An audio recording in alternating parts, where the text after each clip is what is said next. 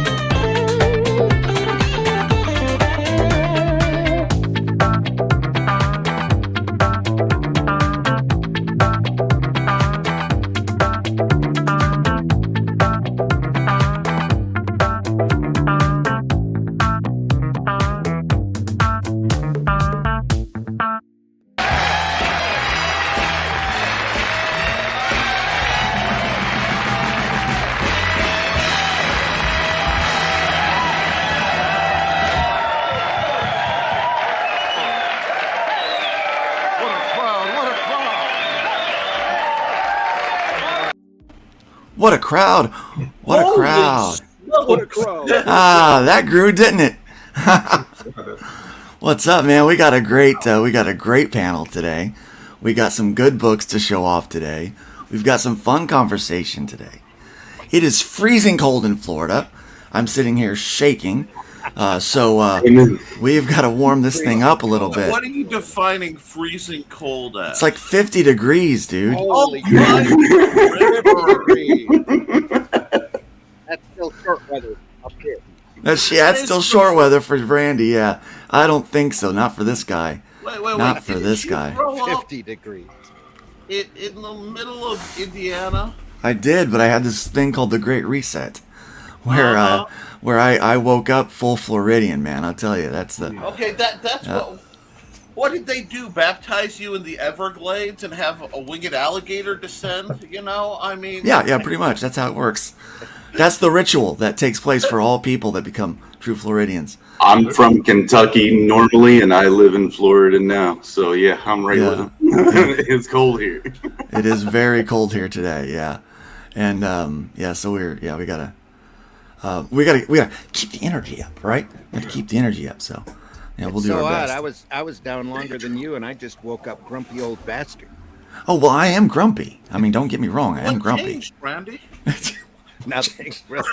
Nothing really changed. Sorry. I was already there when I went now, down. before we get prattling, like I'm sorry, we have I knew Evan was in the chat, and I think he's muting because his mic has been doing some scratchiness, which is a courtesy. Hi, Evan. Does it work now? Oh yeah, we got you now. We got you. And Colonel Beckend, hi. Nice to meet you.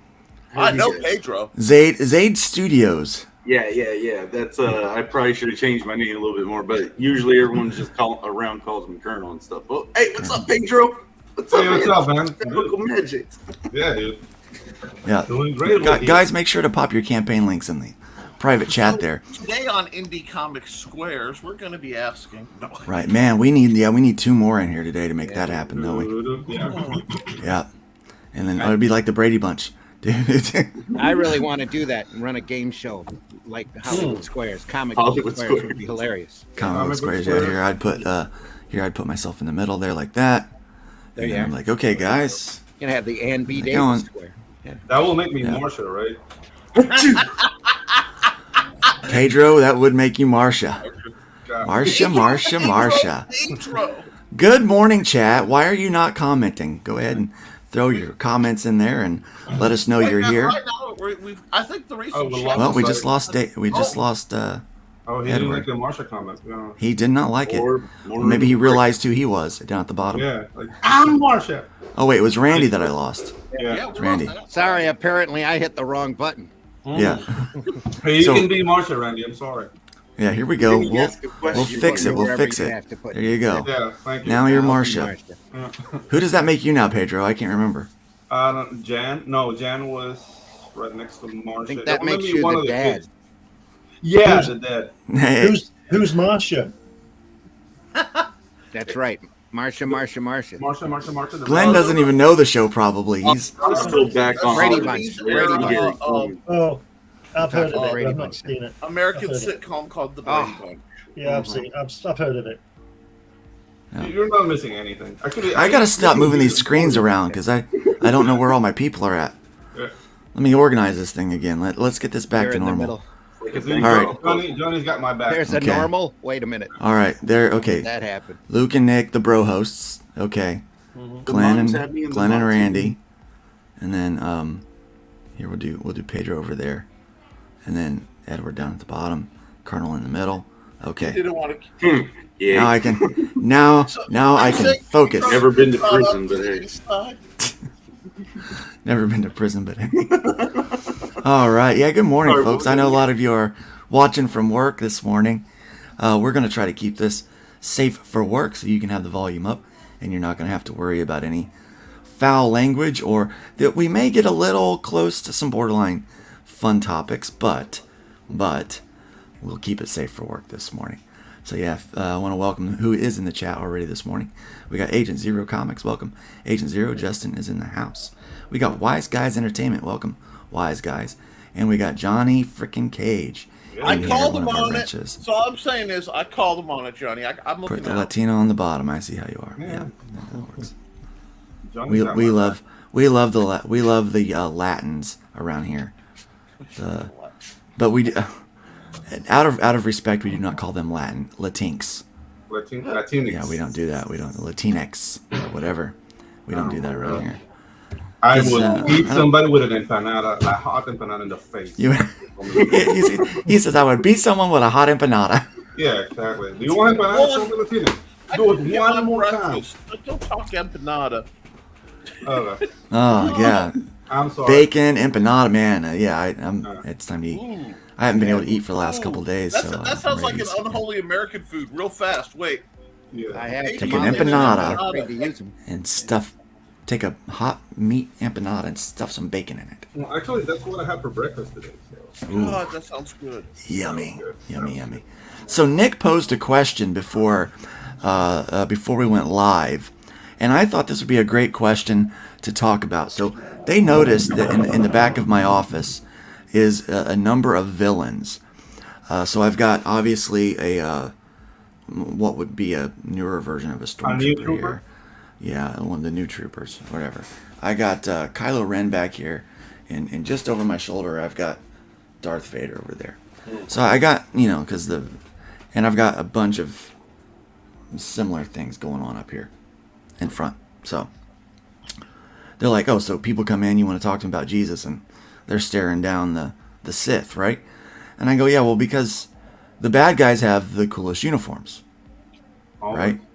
Yeah, so bad guys have the coolest uniforms. And so we were talking about that, and then Glenn mentioned that the SS had really cool uniforms too. Yeah, and so we talked about that. So yeah, Hugo Boss made the costumes. Yeah. I call them the costumes, not the uniforms. Yeah. Made their costumes for them. They were great. You know, they were still massive jerks and like total genocidal maniacs. You know, we're not saying that they were good people. We're saying that they were dressed to the nines. Maniacs. They call them gymnasts. I knew coming in today. You see, I've learned the secret of Luke. He thinks he's clever. The less I know about the oncoming episode, the spicier it's gonna be. I'm like, oh, right. No, this is all off the cuff, man. This is all off the cuff. Okay? But then so we got done talking about that. And then Nick posed the question, ask the question again about Vader. Okay. Darth Vader, right? We all know who Darth Vader is, even Glenn. Which Darth Vader do you think is... Thank you, Johnny. It's always nice to see Nick's internal red alert go off. Johnny knows. He sees it. Which Darth Vader do you think has more impact? The Darth Vader of I'm going to say the classic trilogy, the original trilogy, 4, 5, 6, because saying first throws people off. Or the one that we have now where we've explored his history, we know the full backstory. You've got the Clone Wars, both, the full animated series and, all the movies. So which do you like better, the encapsulated just Darth Vader from the first trilogy, or the one from the expanded Disney universe? Expanded universe? Yeah. I'll go first. I kind of like knowing everything that I know about him. Yeah, I kind of like knowing everything that I know about him. Especially, kind of what's happening with Obi-Wan and, whether I like the show or not. It was interesting. Yeah, I think having all of... Now, there was definitely something about the mystery of just this cloaked character with no face, or whatever. Then not knowing how good of a person he was prior to that. But once you start bringing in, Sokka and all that kind of stuff, it just... I think it layers his character more. Gets everywhere. Yeah. Well, I for one, I love the mystery of just like this tall, dark figure that was just power. Like he put the real fear of hell in me when he said, "You're a rebel and a traitor. Take her away." Like, and the thing is, like, I enjoyed the movies. I saw like emo Vader, like the whole Hayden Christensen thing. Yeah. That was cool, but I remembered the fear of who Vader was in Rogue One. That ending of Rogue One was like, oh, this is Vader, right? So yeah, like that made me like, okay, I did a 180. Like, no, I like the Vader when nobody knew who he was. Like even when he was like, Luke, I'm your father. That's like everybody seeing. That was cool, but I like more like, dude, like this is a wall of evil that you better come ready to hit it because he's gonna mess you up. Like that to me is Vader, man. And the really neat thing about that is the constant metaphor that Vader brings to the screen when he's on there, because you have the full context. It's the constant reminder of how tempting that power was to succumb to, and that's also fear, in and of itself, not just his backstory or his silhouette. It's that temptation, like you could turn anyone down this road to just. So the fear is more than just the power. Right. The fear is succumbing to that power. Yeah, I think it's much more tragic when you know the full story, because how deep his friendship was with Obi-Wan Kenobi and Ahsoka, and how close he was to, that shift. It almost didn't happen. If he would have just stayed in the Jedi Temple like he was told to do, he would have, gone on, have Luke and Leia, and his life would have been completely different.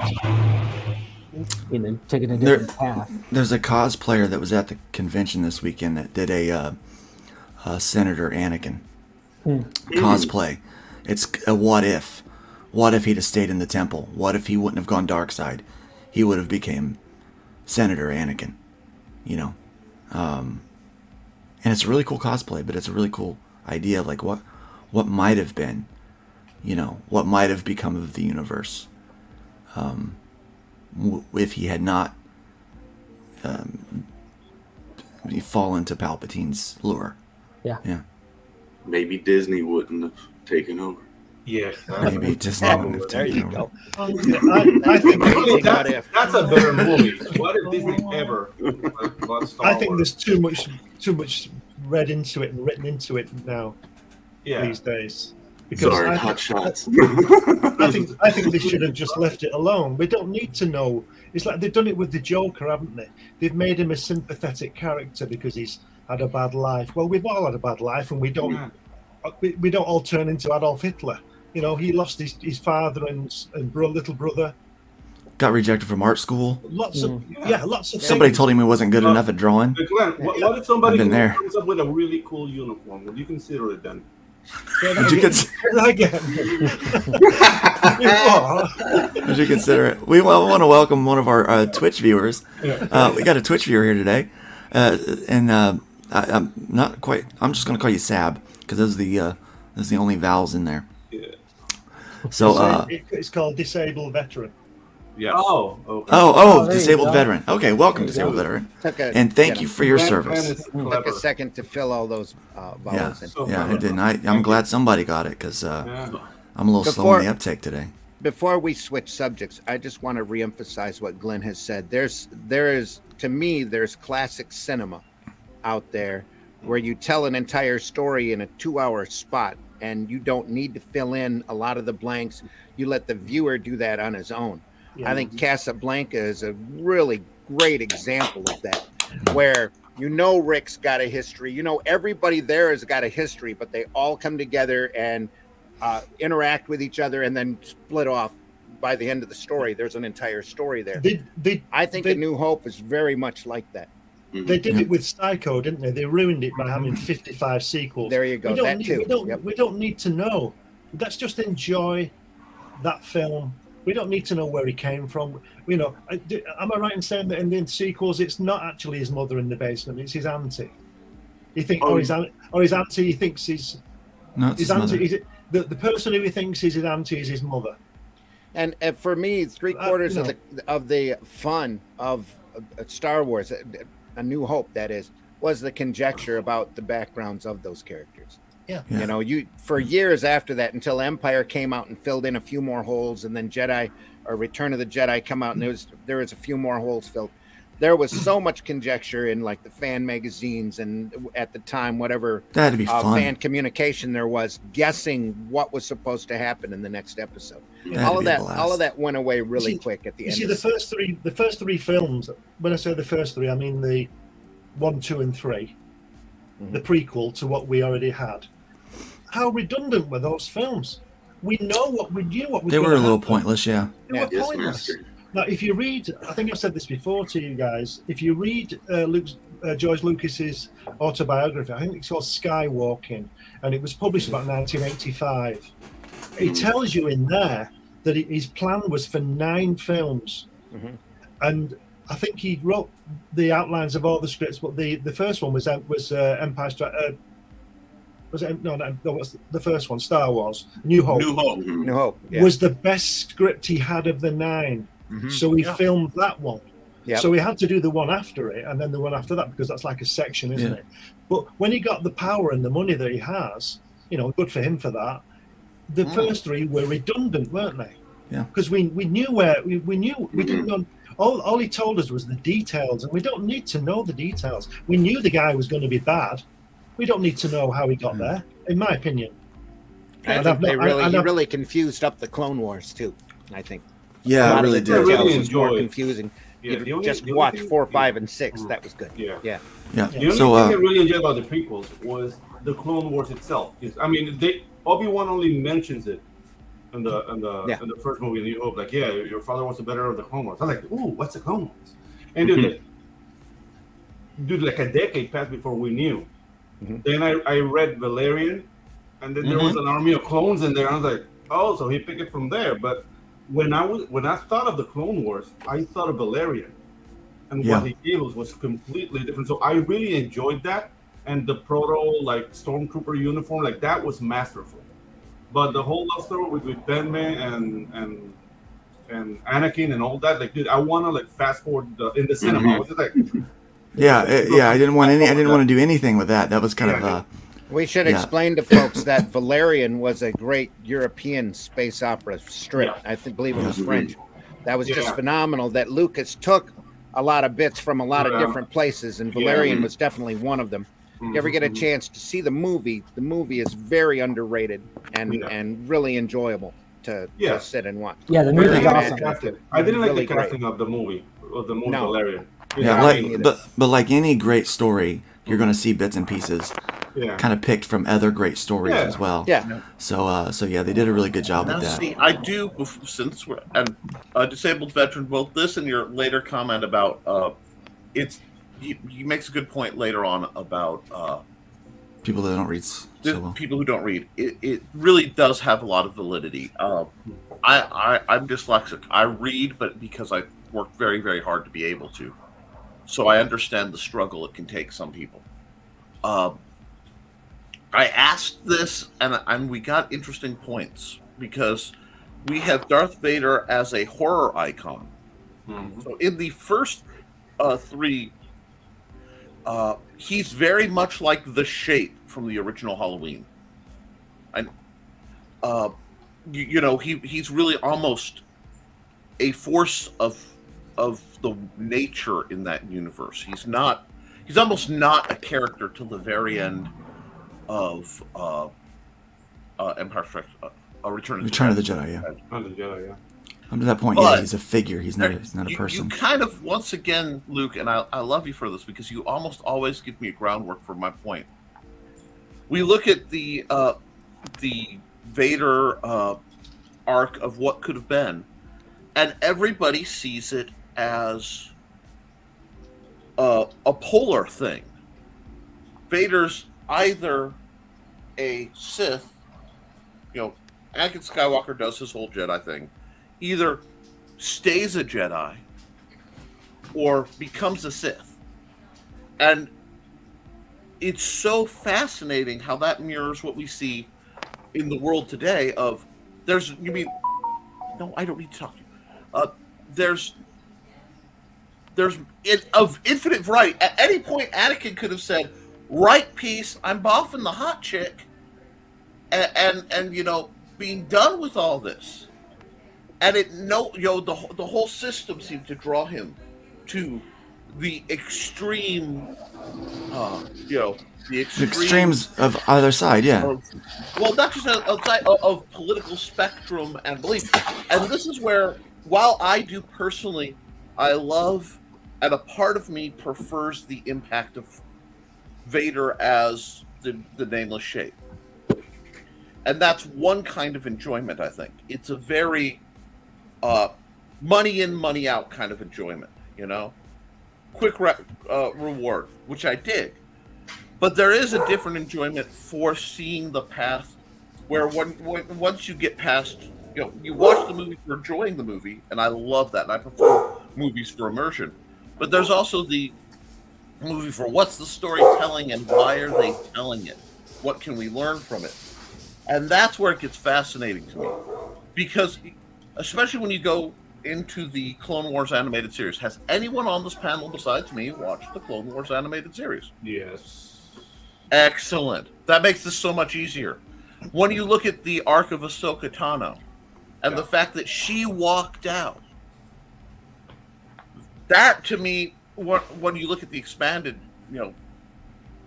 arc, I keep wanting to say expanded universe because I'm the guy who read all the books. I'm like, where's Jaden Skywalker, stuff like that. Oh yeah. But yeah, at any point along that arc, no one was holding a blaster to Anakin's head, saying he had to stay here.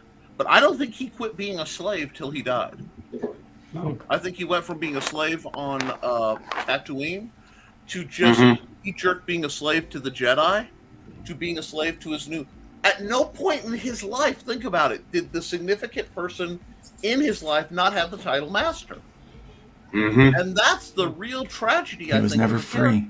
Yeah, but the He thing is that never was free. he was always slave to his own fear, also. Yes. And that was more so than being like subjected to an external, like a master or whatever. Right, He was right. always afraid to lose something, and that's what enslaved him. That's what thrown him into the dark side. I mean, since we're getting existential, aren't we all yeah, just slaves to some kind of master right now? yeah, You know, Well- like how relatable is that? Isn't dude. that the point of? At one point, you have the point of reading of any literature, and I treat film and I treat video games and I treat comic books as literature. Okay, and it's high time we stop degrading the different media just because Amen. it's Preach. not printed out. yeah. Somebody That's give this not- man an offering. We call them super chats around here. If that's your case, PayPal.me/Nicholas Tucker. But no, dude, I will not turn down money. I've got a cracked storm window, and I'm in my office wearing a hoodie. You know what I mean? Ah, But dude. You're in Florida too? no, I'm in Indiana. I'm pleased with about a 50-mile-an-hour straight wind at my house. Ah, dude. I was in Indiana over the weekend. It was a frozen hell. I'm gonna shut up. Oh, yeah. Oh my Oh, no. god. Oh, Yes. No, thank you. Don't want Let it that. go. Let it go. dude, that looks post-apocalyptic. Yeah. It looks like a landing strip in Iceland. And dude, Yeah. There you go. Mhm. Look like that way for the next. Well, till it snows over, and the Yeti migration begins again. But my point with Great this, Yeti and I migration. wanted I'm to familiar with that. hit into this because we're all creative, independent creators. We're trying to break the mastery of the big businesses, the mastery of corporate agendas, and the mastery of political force on us. Saying if you disagree with one thing, you must be Jedi or Sith. Let's get some more bounty hunters out here. You know what I'm saying? Let's get some more Mandalorians. Yes. Mandalorians for life, man. It is the Well, way, think about it. but- Mace Windu was the only one in the Jedi Order that was a little dark side because he knew the only way to create peace was to kill Palpatine, right? Yeah. And he was about to do it, right? And But it all has to do with his lightsaber style. I mean, if you Yeah, go that deep explains lore, why his blade was purple. Yeah, Yeah. he used a style called Baypat, and Baypat basically channels dark side through the Formatting, Jedi isn't it? and throws it against the Yeah. Sith. So Yeah. he we was- needed more Mace Windus. That's what we Yeah. need in our world. Well, More Mace I Windus. would say disagree. that. I would also say that if we're going to stay in this, the thing I find hilarious is having watched all of it, the only Jedi who actually followed the rules was Obi-Wan. He lit for all the crap they gave him. He was the only Jedi that did it immediately as soon as the camera was off. As soon as the big attention was off, wasn't doing some kind of shady stuff. Mhm. And it's like you watch it all and you start to go, Oh, man, they went down for a reason because oh boy, Obi was like the only one following the rules. Hey, Everybody else was boffing on the Hey. side or stealing on the side Dude, or using shady. Obi was clapping cheeks, man. Satil Shan.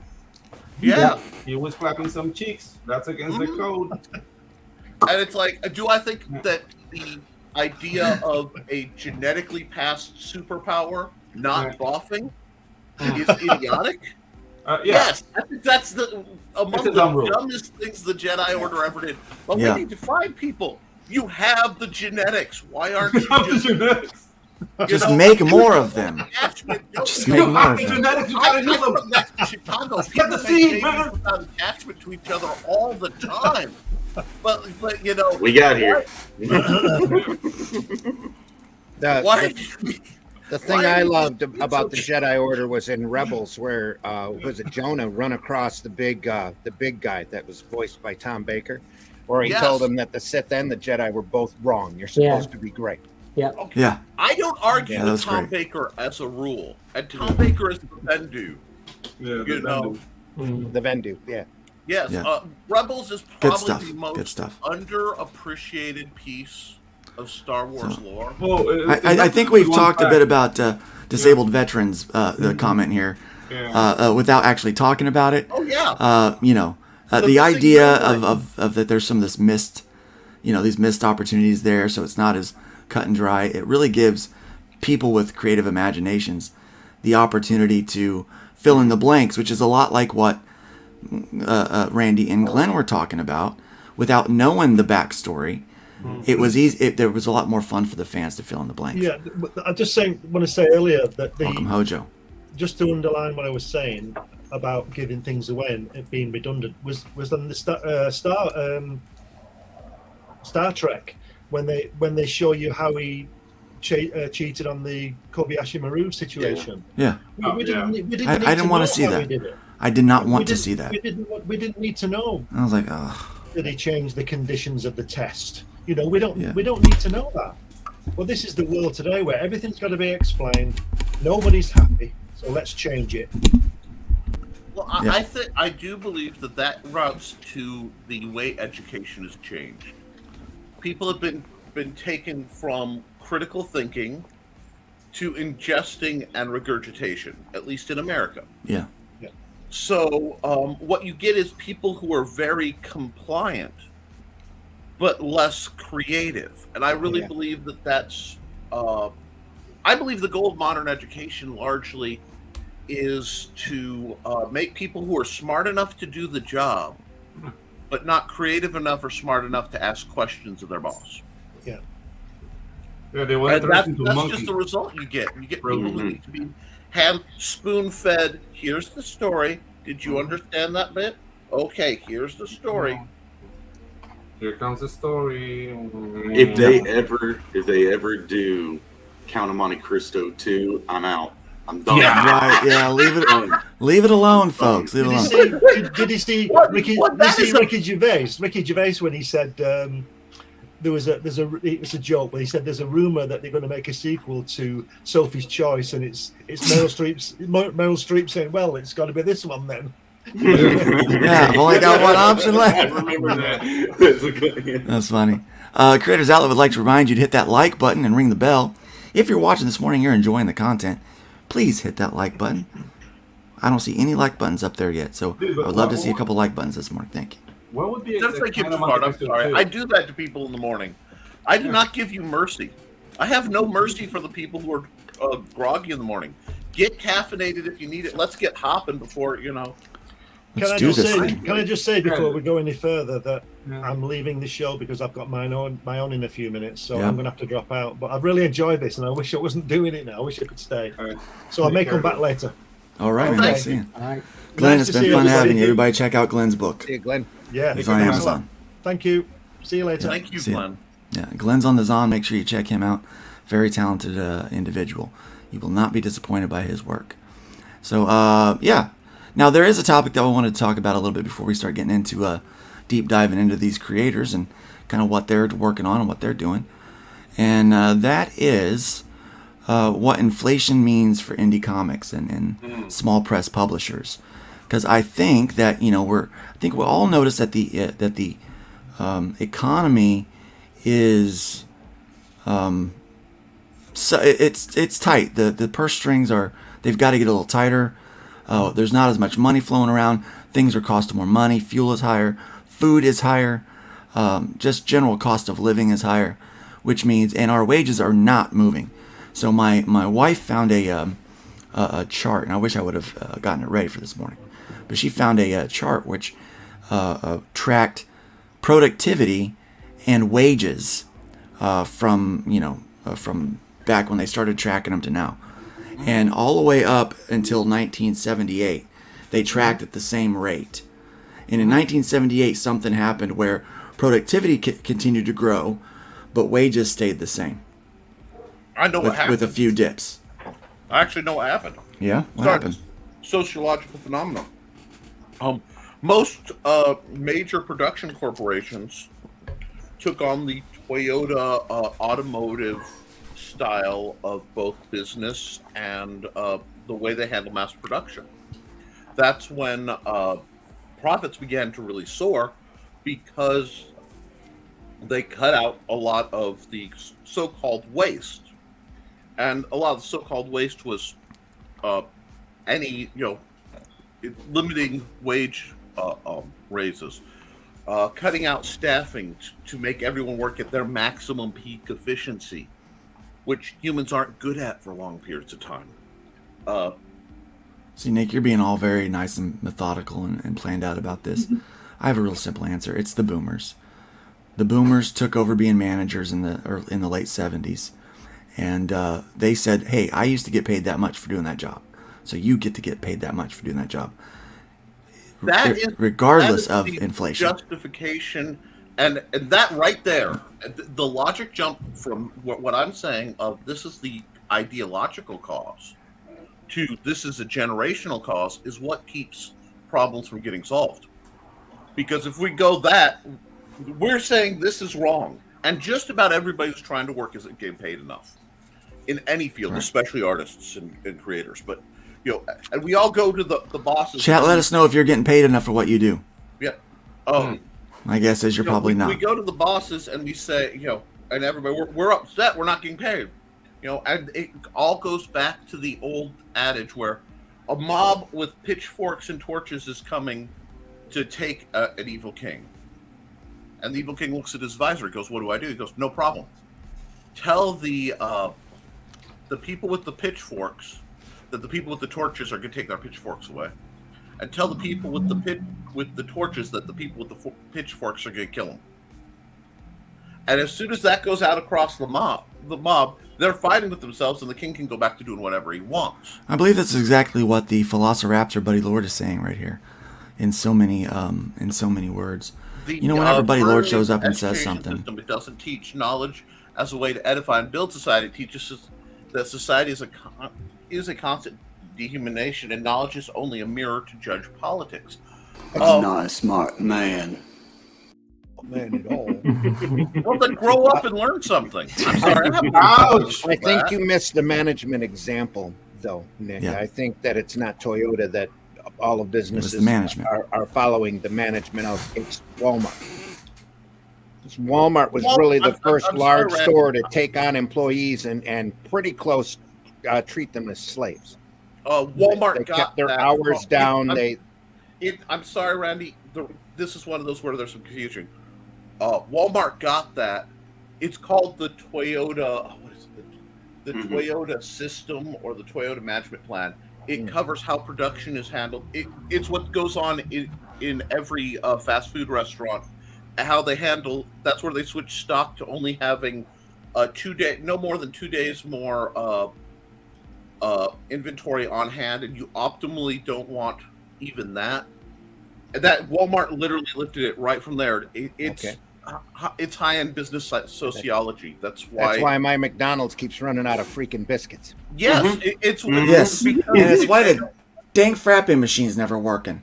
The ice cream machine's a whole different. The ice cream machine, it was deliberately rigged by a really shady contract that there's some delightful lawsuits about. I'm so serious.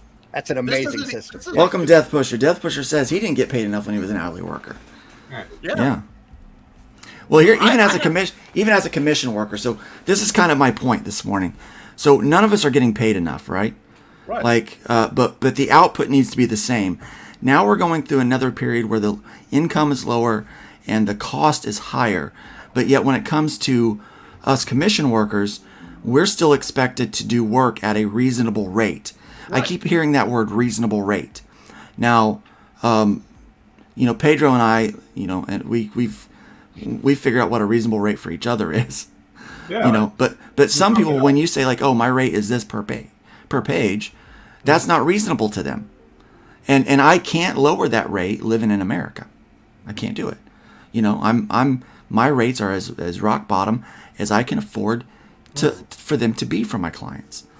But I'm also seeing this with comic books. I met a guy doing his first comic book. He wound up going through Mixam to get them printed.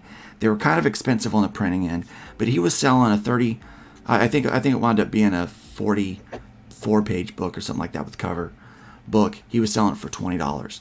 So it was 33 interior pages with some backup material for $20. And I'm like, dude, your price point's going to kill people. They're not going to want to buy that. I said, when they go to Marvel or DC and see their books at this price, now obviously you can't meet those kind of prices because of where you're at. But quite honestly, Randy and I, we sell our books at $4.99. That is because that's what the industry standard is for comic books of the page size that we sell them at. So we have to find a way to make that happen and make that work. It's very difficult, but inflation's hitting us too. The cost of paper's gone up. The cost of printing's gone up. The cost of shipping's gone up. The cost for us to live has gone up. So when we're selling the product at the same price, we're making way less today than we did a year ago, selling the book at the same price. And what does that mean? Do indie comics? Do we need to say, look, we're going to start charging a different retail price? I'm not. The crowdfunding price is usually higher than the retail price. Crowdfunders understand this, backers understand this, and they're okay with it. We're talking about the price that we sell it to the customer at a convention or at the store. What does that mean? Like, what does it look like for us? Do we do less print, do more digital? Okay, what do you guys think? You have a point with the price point against DC because we're not an industrialized, like we can't handle volume, right? Yeah. We can't that control volume, the no. price. Yeah, we can't control the price in that regard. What we can control is our sweat equity, how much we put into the product to make it worthwhile the price. Yeah. Right. So if I come up, like I have to charge $25, how many pages does my book need to have so that price makes sense? Like, for example, my first book was a 72-page book. I mean, there are books that are bigger. Normally, people will pay like $25 for 48. As a newcomer, I take that into consideration when I make the book. The same thing is happening with my animation. Like, dude, I left the corporate field in Panama. I've been working like for hire, like with a hourly wage, and for freelance in Panama for years. You guys have no idea how hard it is to make it in Latin America. Actually, now that I'm working with indies, like people like, dude, like I'm so tight, at least you pay me right away. In Panama, if you work freelance, they will pay you like after 60 days after you deliver the thing. And they're crying all the way, asking like, dude, can you please, like, you're a huge corporation and they want you to like lower your prices. I'm in heaven right now. So the things like inflation, yeah, it's gonna hit us, but dude, you can always find a way. And when you control your prices, you are mobile. You know what I mean? When you're working with a corporation, it's like a vertical organization. Ladder. You gotta take what they give you, or you're fired. When you're walking on your own, you say like, okay, maybe I'll have Spam and Wonder Bread this month because people can pay me this much. You know what I mean? And that's scary. Obviously, that's scary because when you work for a company, you have like Social Security and dental plan and whatnot. You just have to be more organized. That's all. Yeah. Like, You're right, man. You don't get time off. You don't you take time off, you don't get paid. Exactly. That's the grind I'm familiar with, and just in general is continuing to find that way in low-paying jobs. I've done construction work and table serving jobs, and those net, like, it's $2.13 an hour. Now they're getting $7. Great, good for you. But back then it was $2.13, $3.19, and in construction, I mean, that's just fun. It was fun at the time, but that's rough on your body. You get injuries and stuff, but that way of that grind and finding that thing at the corporate level, everyone's treating you like you're the apprentice. Hey, you'll get there, so we're only going to pass you a little, the apprentice bucks, the apprentice stuff, the apprentice payment. You're always trying to work up. Someone's always under you and someone's always paying you less. So when you're on your own, though, you are the one who has to pay the taxes, pay the insurance, get sure everything's done, but you have to make a bigger buck too. So, I think you find more experience doing it that way than you do giving it handed to you. That's how you get that. That's how you fish for yourself instead of letting them feed you. Exactly. Now, as an independent, I'm learning that I can charge less than some of these larger corporations would because I have less overhead. but I still take home a little bit more than what I would if I worked for them. Once they've paid they have to charge more because they got a lot of people to pay. You know, I know I'll probably one of these days get to the point with Fund My Comic and things like that. You know, we're going to start that out at a 2% platform fee instead of a 5%. So we're going to be able to crowdfund people's books and let them keep more of their money because we don't need as much overhead to run the site. But one of these days, when the site requires more attention, we're going to have to hire more people to do those jobs. And guess what will happen? That 2% platform fee will probably have to go up. Unless you'll turn into the big boys. I mean, we'll always stay lower than the other ones, but we'll have to, eventually we'll have to move up to maybe 3%, And that's the great danger of leveling up. Because the logic right there is, well, I need to go make more. I need to well, we've got more, so we're going to make more so we can. And it's constant expansion. Right. And I want to say that the wisest among us figure out where they want to be, what is comfortable, what is content, and don't let themselves get drawn beyond that, chasing the rat race. And I think that's a large part of what happened across the board when people were locked down. They had a chance to go, wait a second, I don't like this life. And you hear all these people. It used to be living in a van down by the river was, the horrible motivation. Oh no, you're going to end up like that. And people are like, well, wait a second. If I live in a van down by the river, I'm not paying taxes on this, and this. I don't have anybody to impress. Right. I don't have kids. And you're living right next to a water source. I've been doing these conventions, man. I'm telling you, there are a lot of people that live in vans and campers and things like that. That's what they do, and they travel for most of the year. Spade, and he's funny all the time. I mean, but some of my best times in life, I was telling someone else, was when I kind of had nothing, when I was struggling. That was when it had more oomph and like kind of amazement to myself. But you get older, you have to kind of lock a lot of that stuff down. But when I was young, man, I mean, those were some awesome times, just finding that way. So I mean, when you got a wife and 2 kids, you gotta you can't do that. you can't really do those kind of things, right? You've got to plan for that. And but I mean, what do you think? What do you think the best option is for people that maybe work? They have to work their full-time jobs and still do the comic thing. What do you think the best option is moving forward? Increase our price point to the customer, spend less time on the art, hire cheaper artists out of country workers. Pedro's all about that.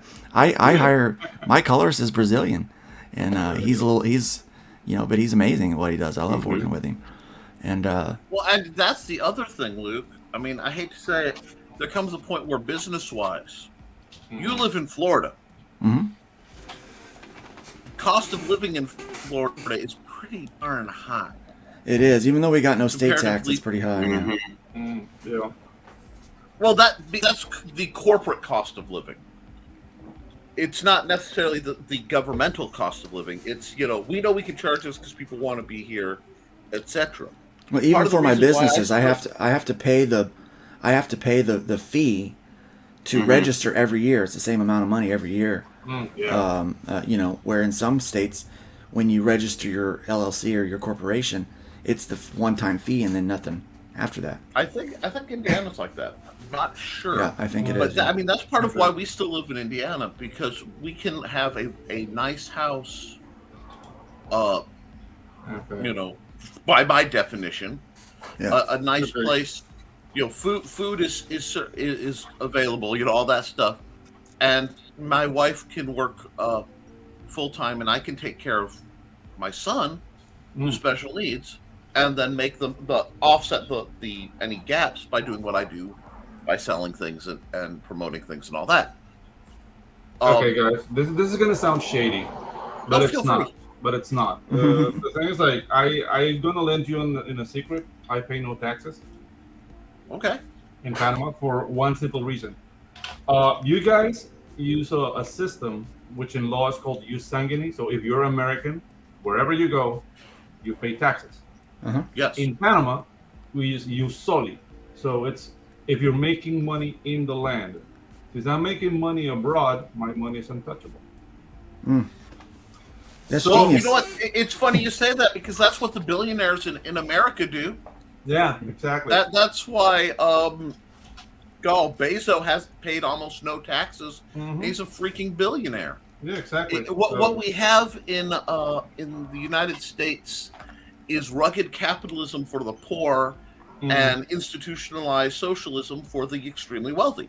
Yeah. And that's just kind of how it rolls. So yeah, you're not shady. You just have the same deal the extremely wealthy have. You Yeah, figured it out, man. economically. Yeah, and the thing is, like, I'm not telling people, like, hey, move to South America. Dude, like, we need America. But the thing is, like, there's something you have to do about your tax system that won't hit the middle class so hard, because that's the root of everything. Oh yeah. Like, the thing is, like, it's okay if you pay high taxes, like in some countries in Europe, but you see it in the roads and you see it in the hospitals. But, dude, like, your medical system, like, dude, I broke this finger in North Carolina during a gig. I paid for this finger more than I paid for anything in my body because it was in the U.S. Like, dude, it was like almost like $8,000.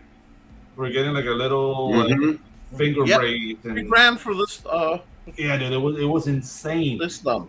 Yeah, and yeah, it's like, dude, this is not first world. I feel like in Nicaragua, what the hell's happening here? You know what I mean? So yeah, that's the only thing why I wouldn't move to America, because depending on where you go, you will pay a lot of taxes, and you won't see those taxes regarding things that are necessary completely, like medical. Yeah.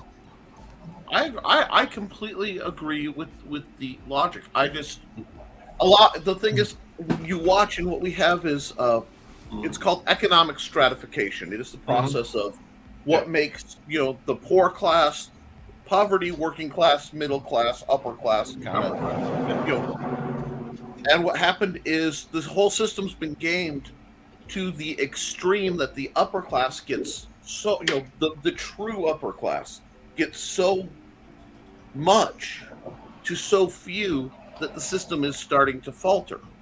Yeah, exactly. And if they paid their taxes, we wouldn't have. I mean, it really sounds Right. stupid. If they paid their taxes, we wouldn't have problems. I mean, like, really, I mean, there's no reason why we couldn't afford to have free healthcare, free education, all the way up. And in vocational too. When I say education, I'm not just talking collegiate crap. I'm talking we need to bring back that welding and fixing stuff is good. Vocational, Everybody should be vocational able to learn how to do that. Trade school. Yeah, trade schools, man. I'll tell you. That's Self-sufficiency should be taught in schools. So it yeah, I'm doesn't with need Mike to be Rowe on that glorified. one, man. He's like, Mike Rowe's like, man, don't go to college. Go to trade school, learn a Yep. trade, and put that to use. I am with him on that. Welding. I mean, if I was a little healthier, then I would go to welding school. I'd become a welder because I think I have a nice fine touch for something like that. And welders get paid a lot of money. Yeah, dude. Like, That'd be a anything nice way to will- offset when I'm not drawing. Mhm. It'd be a real nice way to offset when I'm not drawing. The other thing, I mean, I could tell you why the inflation is hitting us so bad, because the actual inflation rate is relatively low. It's only a few percent. It should only be like 3 cents on the dollar. But at every level, people are going, well, inflation is gone up, so I'm going to raise it 10%. And what you have is exponential, because the greed, instead of matching inflation, they're using it as an excuse to make Well, more money. Yeah, and I'm going to echo that. Just recently, we were talking about inflation and how bad things are for us here on the ground post-pandemic. And these major corporations, the 1%, were boasting the highest profits they've ever had. Yeah. And I'm like, well, how is that possible? It's because you're double Because charging on things. They are shafting us from an evil level of greed. Look. It's not trying to make a fair wage or it's a ludicrous, like, $1 billion Dr. Evil grade of moronic greed. That's The farmers had more pressed on them, so they had to raise their prices a little bit, which made the feed prices for the cows go up, which made the cattle prices go up a little bit. That went up a little bit. But the corporations in charge of that, instead of just raising our prices a little bit, they raised our prices like 25 to 30%, instead of the 1 or 2% that it went up. Yeah, no, and that's exactly what I was saying. How much? I'm sorry. How much was lost in the black budget? Like, how much is unaccounted for? I'm sorry. Like, where's all this money going to? Like black projects, right? The unaccounted for stuff, the things that are putting us in how much debt to all the other countries. Like, what do y'all thought? Yeah. Like, we don't want to get taken down. We're not talking about that. Just breaking the assumption stack. That's all I'm doing. No, I'm right. I understand. I just the views and opinions of wow. We want to keep our channel for a little bit longer. I want to cite something miraculous that just happened here. Colonel is now my hero. Oh yeah. He nickified Luke. Yeah. Like, well, hold on. Luke got, because what happened? We know the oligarchs are watching. We know they are. We can't point them out too much. They'll get mad. Well, see, that's the thing. It wasn't the oligarchs that scared you. You were fine. I named a couple. Hi, Elon. How's Twitter doing? I wish you'd stop screwing with it. But no, I love it. You know what? Twitter's working better now with less people. When he said the government, you went whoop. I mean, I watched it. I'm sorry, Luke. Bunker there, Luke. I've seen what they do to people. They don't care. They don't. They don't care at all. I will say this. I'm not hard I to support find. our government more than the corporations because at least in theory the government is answerable. You know? In theory, yeah. But we're proving that's not the case. They're showing it's not. Like, Yeah. to your point, Nick, like, the corporations have one function like a virus. The function of a virus is reproduce. Infinite The function of the expansion never corporation works. is It's cancer. Infinite expansion and profit for the board. Yes. That's not a human conducive endeavor. You know what I mean? know. So people are always blaming capitalism. The problem is this organization of the corporation we have. Because if people go like, okay, let's go buy local, yeah, it's going to be more expensive, but you're starting the corporation because you're buying directly from the producer or like somebody you can see their face. When you buy from a corporation, it's a board. It's like an empty room full of mysterious people. And their motives, like you can even talk to a member of this board, and he will talk to you at a human level. I remember there was this like in the early 2000s, like they went to this billionaire's house like to protest, like, oh my God, you're destroying the water. Like the guy was like a Nestle guy. The guy came out, he gave sandwiches to everybody. It's a dude. But when he goes into those board meetings, his dudeness is left at the door. You know, the decisions are made for more profits. Okay, how are we going to make this company bigger? We need to answer to our investors. That's always the thing. Growth. Yeah, growth. Here's my hope. I hope that my Luke Stone Studios stuff hits a sustainable level and stays there. And I hope that FundMyComic.com will hit a sustainable level and stay there. If it grows, I anticipate it will grow because of the competitive nature of what we are. We're not being competitive to compete against them.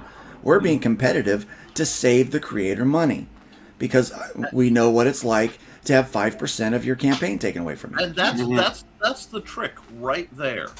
Mm-hmm. You could have gone on and said, for the same thing, for the exact same cut, I won't shadow ban you. Yeah. And you could have literally just put it that way. You said we're doing this the exact same price as everybody else, with the added value of you don't have to worry about censorship. You're an anti-censor, set up as anti-censorship. You may have to do with some shadier companies, but that could happen. Instead, you went, look, we need a better option that's less expensive for everybody, myself included. That's why I'm still here. Because I'll tell you, I love Luke, and I have contracts with Luke and plans with Luke. But if he went real shady, I'd be like, Didi Mao, man, have a nice day, I'm out. Didi Mao, yeah. I'm sorry, my dad was in Vietnam, and I have little... I recognize the reference, yeah. I realized you did, but others don't. It's just, there are things that are hardwired in weird places in my vernacular. But like I said, if Luke's ever went shady, or like if I thought he wasn't paying people even other than me, I'd be like, well, I've completed my contracts with you. Have a nice day, Luke. And you'd see me on my shows, not his. Now, I'm not saying that this is going on in any way, shape, or form. No, I don't want people going, oh my God, is there a feud between Luke Shady? and No, not at all. I mean, unless it gets us views, and then, but And then, Nick, you. but, No one would believe it. No one would believe it. I don't think they'd, for a second, they'd believe it. But all jokes aside, for now anyway, when you're building something, you have a choice. Do you know why Dolly Parton isn't a billionaire? I'm serious. Do you know why she isn't? Because she keeps giving it away. Because she's constantly funneling money into charities. She built her theme park, Dollywood, because there was literally nothing in that area to employ people. So yeah, she makes some money off of it, but her purpose was to give people a job, man. Give people a job and keep the area that she loves afloat. And when you go into things with the mentality of, yeah, I deserve to make some money off of this, but you don't, but I don't need to screw the other guy to do it. I really believe that will open up venues for you.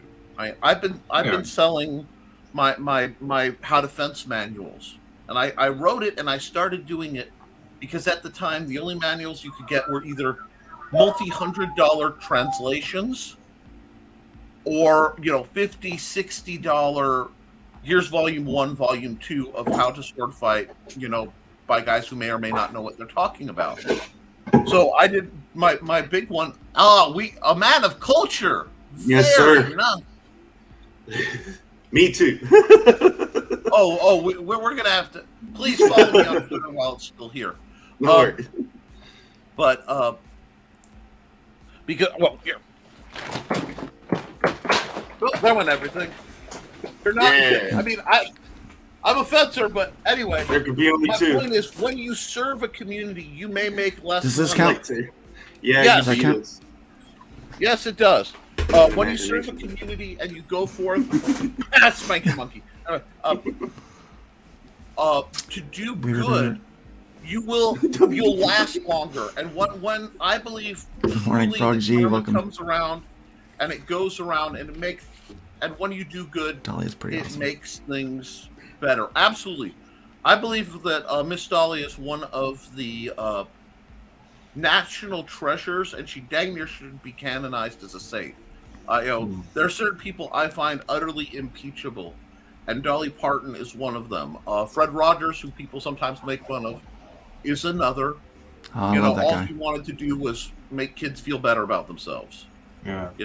But the thing is, like, this is kind of meta. But I mean, I think the topic is just like your goal in life shouldn't be making a lot of money. You know what I mean? Because dude, I found like somebody, like I think Kojo was talking about NGOs. I've worked with NGOs a lot because they always talking about, let's make a comic about poor kids or whatever. I've seen NGOs here in Panama kicking kids out of the organization because they're too fat. Like, we need you to be skinny. Come on, it's something that you want to project. When people get like that, they're doing things just for money. Now, I'm kind of a misanthrope. Welcome, Jeff Potts. The amount of Welcome. money I want to make is just so I can enjoy life without being surrounded by a lot of people. Like, I can take like maybe 5 people at a time, but if it's like a huge crowd, and I play gigs, but dude, like I don't stay after. I don't listen to other bands. I don't get nervous, but it's just like I get uncomfortable and I leave. You're in the music when you're playing the gig. An introvert, I mean, is that way. I mean, that's. Yeah. I'm a classic introvert that presents as an extrovert because I'm good at public speaking. But being around people drains me of my energy, and after a while, I have to get away. Bounce. You know, I have to. But my whole goal with my businesses is to provide a living for myself and the people that I work with. Yeah, exactly. If I can get to that level, then I'll be very happy. When I can keep my colorists and my artists my writers and editors, when I can keep them living a full-time, living a comfortable life while working full-time in the field they want to work in, that will make me happy. That will make me, that will be the cap at that point. No more clients. You know, it's like you got to wait for a client to die. You got to wait for a client to die before we take on another. Well, you know, that'll kind of be the goal. Not to wait for people to die, but to... No. I get what you're trying to say, but it's the finding that line of, I don't need more. Yeah, exactly. You know? Yeah. And I do believe there is such a thing, this will shock some people, as too much money. Because, now bear with me, that big lotto went around. You know, the like $1 billion lotto. Of course, I threw some money at it because why not? I only do it once in a very rare moon. And once I did it, I actually regretted it, because if I won, what you have to do to stay both safe and sane when you have that much money is you have to cut everything off. Yeah. You have to step back from social media. You have to step back. You have to relocate. You know, there's all these things that suddenly become much more complicated, because if you have Welcome, that much Caroline, money, to the people want chat. it Welcome. from you. Hi, Caroline. You guys are coming in at the right time. We're getting ready to shift our conversation here after Nick is finished with his comments. We're going to meet these two creators this morning and look at what they're doing. So we got some pretty interesting things going on here. And no offense, but I have to step out. So. Oh, of course. You're a busy man. He's got to go pay the bills. I do. I have a lot of paperwork I have to do today. I have to get done today. Right. So I will see everybody soon. Randy, Take thanks care. for joining us today. Thanks for having me. Always love the bacon. We'll see you. Yeah. Take care, everybody. Yeah. The bacon is good. It's a bacon good. But I do, because I will never seek true fame, because I believe what I'm doing is about either the story I'm telling, it's not about me, or, if it's something instructional, what I'm teaching, or promoting other people. And I think if we can get more people who think like that, they'll be happier. Because I can't imagine the people whose whole identity is based on how many people really know me. The ones out there who are chasing. There are people who chase I want to get these likes to make the dopamine in my brain go. Oh, there are definitely clout chasers, man. I mean, we run into them all the time on social media. They try to start fights with you. If you have any measurable success at all, you're going to get these clout chasers coming to try to, even if they're at the same level, maybe a little higher than you or below you, anywhere in kind of this little window. Well, there's going to be those people that step by stepping on you. Yeah, they're threatened by anyone that does have success, or they see people that have success. Well, if I can start a fight with them, then those people that know them will know me, and then maybe I'll get some followers. And it's that's their whole life is about social media. Dude, I'm not on. I'd say a couple months ago, actually when I woke up from the nap, I started cutting out social media, and I'm only on there to promote certain things. And every once in a while, I'll get into a tiff with someone for fun, if they've come at me, and I don't go after them. It's if they've come at me for something I don't know, shipping prices. I'll tell them they're stupid. You have a reactionary temper. We discussed this a good bit on Nerdcap. Luke is not one to. I'm gonna give you a shock. I'll give you a secret life hack that will change your social media world. Okay. When you see something that's really stupid that some idiot has said, ignore it on social media. You can scroll past it. I do that mostly. I really do. I do that mostly. You can I said, it's amazing technology, isn't it? Yeah. It's like I said. I only do it if I've got a couple free minutes, and I'm like, yeah, okay, yeah, I'll engage just for the fun of it. But no, most of my social media is go on there to promote and then just stay off of it. Because here's what I've learned: if I'm looking at this screen all day, I'm not looking at this one right here, the one that I need to be looking at. This is where the money gets made, right here. If I'm looking at that, no money's getting made there. Money's getting made here. I need to be focused right here. I need to be streaming more. I need to do more draw streams and stuff like that. So my focus has to be in other places. It can't be on Twitter. It can't be on Facebook. Get your And so money you're- on the mind and the So mind on yeah, your so money. yeah, so you're not going to find me in those places. You know, sometimes I'll go in there to promote or to see who's promoting something. It's Like interesting. the Black Blossom graphic novel. Yeah, I'm looking forward to hear about the Black Blossom. Y'all are gonna get my speech impediment going. Bear. This is Sally sells, she sells. Ah, you know what I'm saying? Hamalana. But there it is. There it is. This is why I don't act. My speech impediment greatly stumbles me. But I can't wait to hear about this project because the name is familiar. But you make something interesting. You only go on social media to promote, basically. Yeah, promote See, other people. I think I don't ever forget to promote myself. I promote other people. Well, right. I go on to either promote or, much like this show, I ask questions because I'm curious. I want to learn about people. And it's like the Facebook style of social media theoretically is connecting with friends and family, you know. And then the Twitter is I can talk to anybody as long as they're civil. And if they're not civil, I just either ignore them or block them. I don't have time for incivility. You can completely disagree with me. That's fine. You should see Luke and I go at it. All the time. But it's civil. But it's civil. Me and Randy. I mean, Randy is one of my favorite conversational Oh, sparring you and partners. Glenn. You and Glenn is fun. I mean, Glenn. I said Glenn. I said Randy. I meant Glenn. They switched windows from where they usually are, so I still have them in my it mind. happens. But yeah, I'd like to hear about the comic because I know it's Yeah. always really interesting when I don't know ahead. Well, let's start out. Evan, we have had you on before in the past, and just let's remind people who you are and what you do, what you kind of work at, so that they can kind of get a little refresher on Evan David. Okay. Well, I've been a comic creator for a number of years now. Got a couple of series with Starcross Comics, The Black Blossom, Outed, Urg the Battler, Strange Tales from Eternity. But most of my focus these days is on The Black Blossom.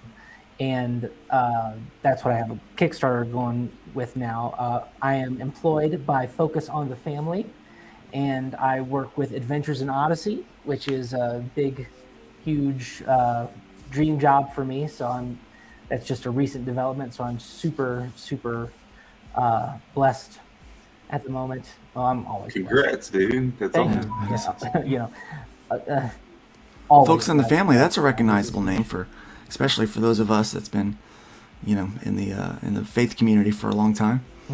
Yeah. Yeah. So and I've got a wife, 2 kids, and live in Colorado. Colorado, where weed is legal. That's right. Yep. Nice. I've been elk hunting up there once, and when I was 16, that Wow. place is awesome. Up Elk there, hunting, huh? Red around Seven Lakes, Red Elephant Peak. You know, Okay. I almost moved to Colorado, a place called Estes Park. There was a church over there that was looking for someone. And I interviewed there at the same time I interviewed here in Jacksonville. And I just felt like God was calling me to the Jacksonville area. It also happened to be the warmest of the 3 options that I had. So it just worked out that way. I went in And so- September. It was cold. Yeah, I bet. Colder Yeah. in Florida. I'm in Yeah. I'm in Colorado Springs. Oh, nice. Nice place. Beautiful. Yeah. Yeah, great Mountains, view. like Awesome. Narnia. So you work, you do a lot with Starcross. I was at Starcross for a while. In fact, that's the reason why I'm still publishing or doing books is because I was about done, and Joe talked me into staying with it. And then I decided, at some point I needed to, where I was trying to go was not quite where they were ready to go yet. So I was like, well, let's see if I can do this. And I started a company and wound up getting screwed. And then I got COVID and got screwed again. And then I was with a distributor and they screwed us. And then I'm really tired of getting screwed, by the way. Yeah, I think that's, life lesson. Try not to get screwed unless you want to. Yeah, unless you're into that sort of thing. Yeah, unless you're into that sort of thing. But it's, We I'll tell you support what. all boats being floated as long as it's consensual. yeah, here, just take all my money and just, yeah. So, but I've gotten a lot of experience from that, and so now I'm choosing my partners a lot more strategically. There always has to be a faith component for me now to have a hardcore partner, you know, a commissions partner, you know, like a work for hire thing is a different thing, but you know, someone we're gonna be locked in for a business for a long time. Mm-hmm. Yeah, it's got to be a little bit different. I mean, I can say from experience, man. Phantasmagorical. I can say from experience. My experience with Luke was amazing. There's no problems whatsoever, no flinch. It went scary fast. And dude, if you ever get the opportunity to work with Luke, please do. I'm easy to work with, and I pay. I pay fast, Mm-hmm. and I try to pay well. Yeah. And you know, yeah. Yeah, well, I'm a writer. I'm not an artist. I did draw the first issue of Black Blossom, but then I had somebody else redraw it because my art is not up to my own standards. There's the Kickstarter page right there, Oh, and it's for the graphic novel and the annual #1. So you can get the single issue of the annual #1 and the Well, this graphic art novel. looks really good. Yeah, that's Who's your artist? That's Adrian fantastic. Iglesias, and he is just killing it. Latino. Iglesias. Yeah. Yeah, I don't know exactly which country he's in. He's not in the States. Yeah. Oh, look, a biblical angel. Yeah, there you go. That's one of the biblical beasts. I Of the, only have eyes for you. Oh, I've always seen it That's a lot of depicted eyes. as the rotating rings. yeah, no, exactly. that's one of them. But this is the one with the eagle and the lion's head Right, attached. right. Yeah. It's an Oh, open- yeah. The seraphim, right? The seraphim. Cherubim. Seraphim. A cherubim. Yeah, cherubim. Seraphim's got 6 wings. Yeah. They cover their eyes and their feet with the wings. Yeah. So yeah, this is about this character is heavily based on my wife, who is from Hawaii, and she's a tough little cookie, but she will absolutely wig out if there is a lizard. So that's the Black Blossom's #1 weakness. She can fight giant monsters, but if there's a gecko or some sort of amphibian, she'll wig out and run for her life. No, thank you. That shot is so cool with the water and the introspection, because I know a lot of us have probably been in that moment in life where it's just look at that water graphic. It's so good. It looks so good. Yeah, that's the colorist right there, man. He brought that Oh yeah, to killer. life. Fantastic. So if that's your wife, is this supposed to be you? No. Oh, she Because- got to kiss her another guy. So that.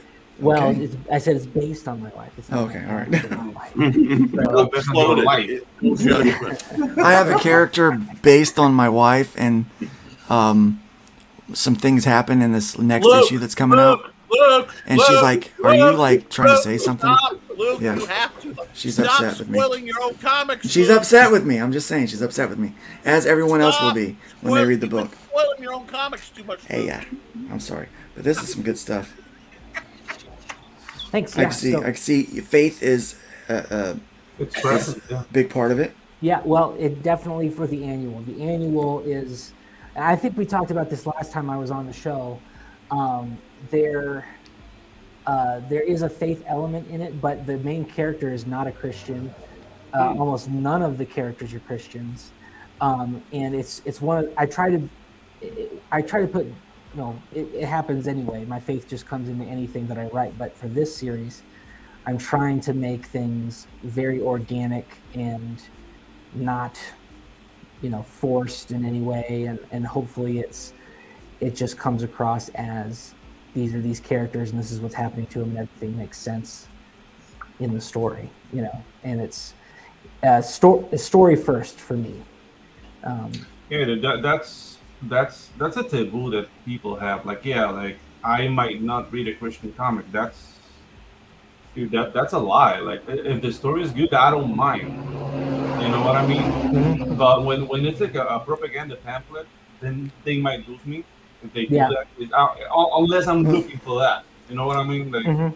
'cause I was raised Catholic, and I have problems with the Catholic Church. So I don't want to say I'm faithless. I do believe in God. I just don't go to an organization to have a relationship with Him. Mhm. But dude, like a book like this, like I'm loving the art, and dude, like I like everything you're saying. The fact that it's Welcome, a Blue faith Teddy. element in it won't keep me from reading it. Awesome. You know So what I mean? yeah, so here's the deal. I deal with this a lot with people who are believers that work in this field. Yeah. Because I don't make a Christian comic book. I'm a former pastor.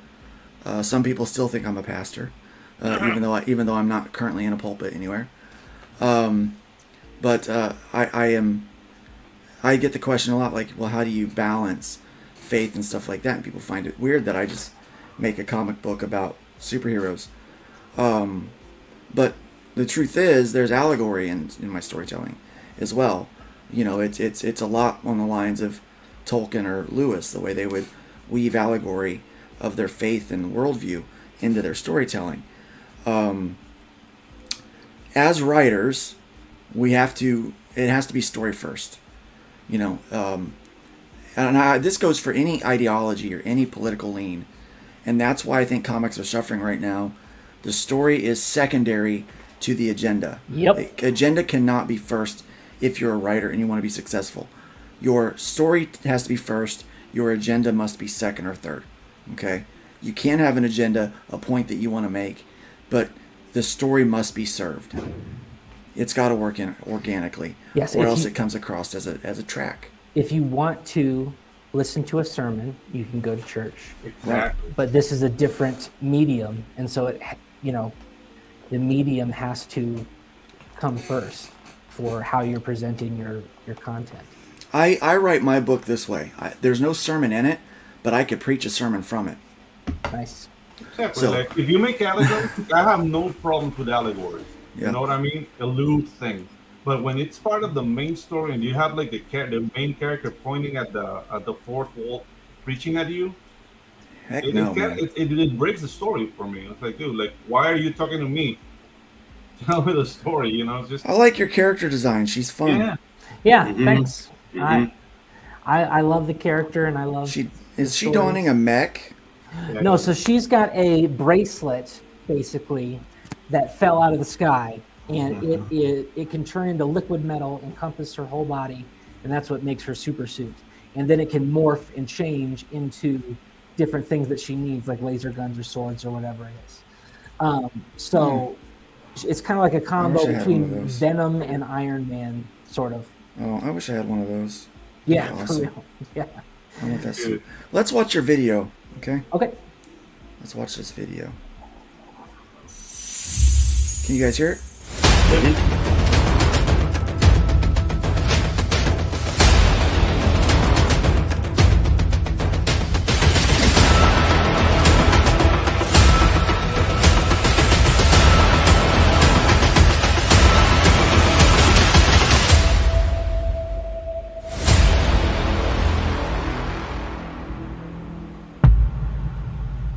Very nice editing, I man. like that. Very nice, yeah. Mhm. The art is on point, Guy. Mhm. The art is on point. I've read your storytelling before. I know you're a storyteller. You're a storyteller who has faith, and you do a good job of telling stories. This is going to be a cool book. 31 backers, 21 days left to go. You need 4,000 for this thing, man. You're quite a ways off still. Yeah. Yeah. We're not a quarter of the way there. Nope. Guys, I know that we've got Frog G dropping links, and we've got some of our other mods that can be dropping links as well. Yeah. Very happy for you guys to check this out. I'm going to go ahead and drop his link in here as well into the chat. Real quick, let me do that. And private, there we go. And then... Dude, you have to befriend the link masters of this community. Frog G's one. Felix has, like, those guys will get your link moving on different, like. They will, man. They put it around everywhere. So yeah. Well, thank you. They are so we they got- are my angels. They are my angels. I love They- them. they are the real wings, superheroes. Wings, yeah. Yeah, they're the real superheroes of the comics community. Yeah, dude. Yeah, they are the real superheroes. Hail And Frog, so, dude. Yeah, Frog G is awesome. He's got a great book. His book got shadow banned, and when his book got shadow banned, it made me realize that that's why we needed a new platform. Yeah. And so I was already working on something for myself and my tribe. You know, I was just going to allow a few friends to use it. You know, I was going to gatekeep like nobody's business with it. Yeah, I was going to be crazy with it. No, but the thing is that one thing is having a click, and the other thing is gatekeeping. Like if you make something for your friends, that's not gatekeeping. Like, "Hey, what are you? Because I don't know." I know. I'm saying that jokingly. I'm saying that jokingly, so my haters can clip this later and be like, "Look, you said you were going to gatekeep." You know, that's why I'm doing it. I'm just giving them something to stream about later. Giving them a little. Well, I mean, we've gotten to the point where, again, extremes, vetting people. You know, I've had people who've wanted to come on my shows, and I've gone, no. Well, I don't care. I know what you're about. I know what you say, and I don't want that in my sphere. You can go out and make money. That's on you. I would never silence you, but I get to choose what's on my show. You get to Well, I do the same thing with this show, Nick, all the time, don't I? I've had we tried doing more adult humor comics and promoting. It was very difficult to even shine a light on the project. We had to talk about other stuff. The creators were great, but it was very difficult to actually let their project shine. So I had somebody else contact me and say, "Hey, I want to come on Nerd Bacon," and I said, "You know what? I think that's more of a Nerdcap show. Yeah, like let's put that one on, at night." Yeah, but that's why Luke has his other show, and I do my best not to watch. And I say this, I'm not. That's not bashing the show. It's just I'm protective of Luke and Luke's brand because sometimes Luke will not be. Luke often feels like he's 10 foot tall and bulletproof, and it's my job to hold up plates once in a while. And go, no, please stop running into fire. Yeah, I'm a little crazy. I admit, I came back from the dead, more of a loose cannon. Wait. Yeah. I'm sorry. This is shocking to me. This is bad news. I did not know this. They did not let it go in demand. IG is not letting it go in demand. That's what I was like, what? This is insane. I'm sorry, that just... I know it. Why? What? Are they giving a reason why it will not go in demand? Like that is crazy. It's probably automated. Probably hidden behind an automated message. Mm-hmm. They go just like a crazy ex-girlfriend. And they're working on trying to get it in demand. Well, hopefully you can get it there. I wouldn't even try, man. I wouldn't even try. Just go to Kickstarter, make a $6.50 spin, and start working on our own platforms, guys. Yeah. I'm telling you, by Christmas time, my developers promised me by Christmas time, we're going to have a working platform. Okay? FundMyComic.com is already a registered company. The lawyers are working on the terms of service, okay? So the developers team of lawyers is working on it, okay? So that it's covered for their state and our state, okay? Everything is going to be in order. We are putting money into this. Todd Oltmans from Redshift Comics and I are kind of the partners. We own the company. We own the domain. And we are working closely with Ray Haylock, who is Tug's web guy. He is helping us out. He's the one that put us in contact with this developer. Is someone that he knows and trusts. And this guy is very motivated to get this thing done. This is going to be a beautiful site, guys. There's going to be multiple phases to the site as well. So we're going to launch with phase 1 so that we can have something working. And then by phase 2, we're going to implement additional features that are on my wish list. So some of the wish list is happening in phase 1, but not all of it can happen that quickly. So it is coming, guys. We are here to help you. We see the problem. We know that it exists, and we're going to give you an option that is for geek culture. It's fundmycomic.com, but it's for comics and games is really our core features. Like that's who we're going to really market this thing to. So I please do your best to stay on those other platforms. I'm not saying don't use them at all, but just know that help is on the way.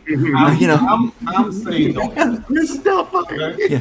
I'm saying don't use them because, dude, like I've had enough crazy girlfriends to understand an abusive relationship. What Indiegogo is doing right now is they're making creators living in a sexless marriage, which should pack up and leave. Sexless Enough is marriage. enough. Yeah. Man, that's a very. Oh, hold on a second. Can we My just bad. It just plays right away when I go there. Yeah. Can we just get a at this point like a Pedro plushie made? You need a Pedro plushie. Says things like, You hit the button. "Just leave. They're not worth it," or Yeah. you know. IGG's a sexless marriage. Like, whoa. That's, No, I'm like, The T-shirt. Yeah. I adore the absolute lack of BS that comes out of Pedro. Comes Yeah, on the dude. show and he says, "This is how it is. Why are we pussyfooting around it? This is how it is." Dude, it's obvious they don't want us there. Or it's not that they don't want us there. They want to turn IGG into something else. Yeah. They want to make it a company without human interaction. We're talking to bots right now. Mm-hmm. It's not gonna work, guys. It's not.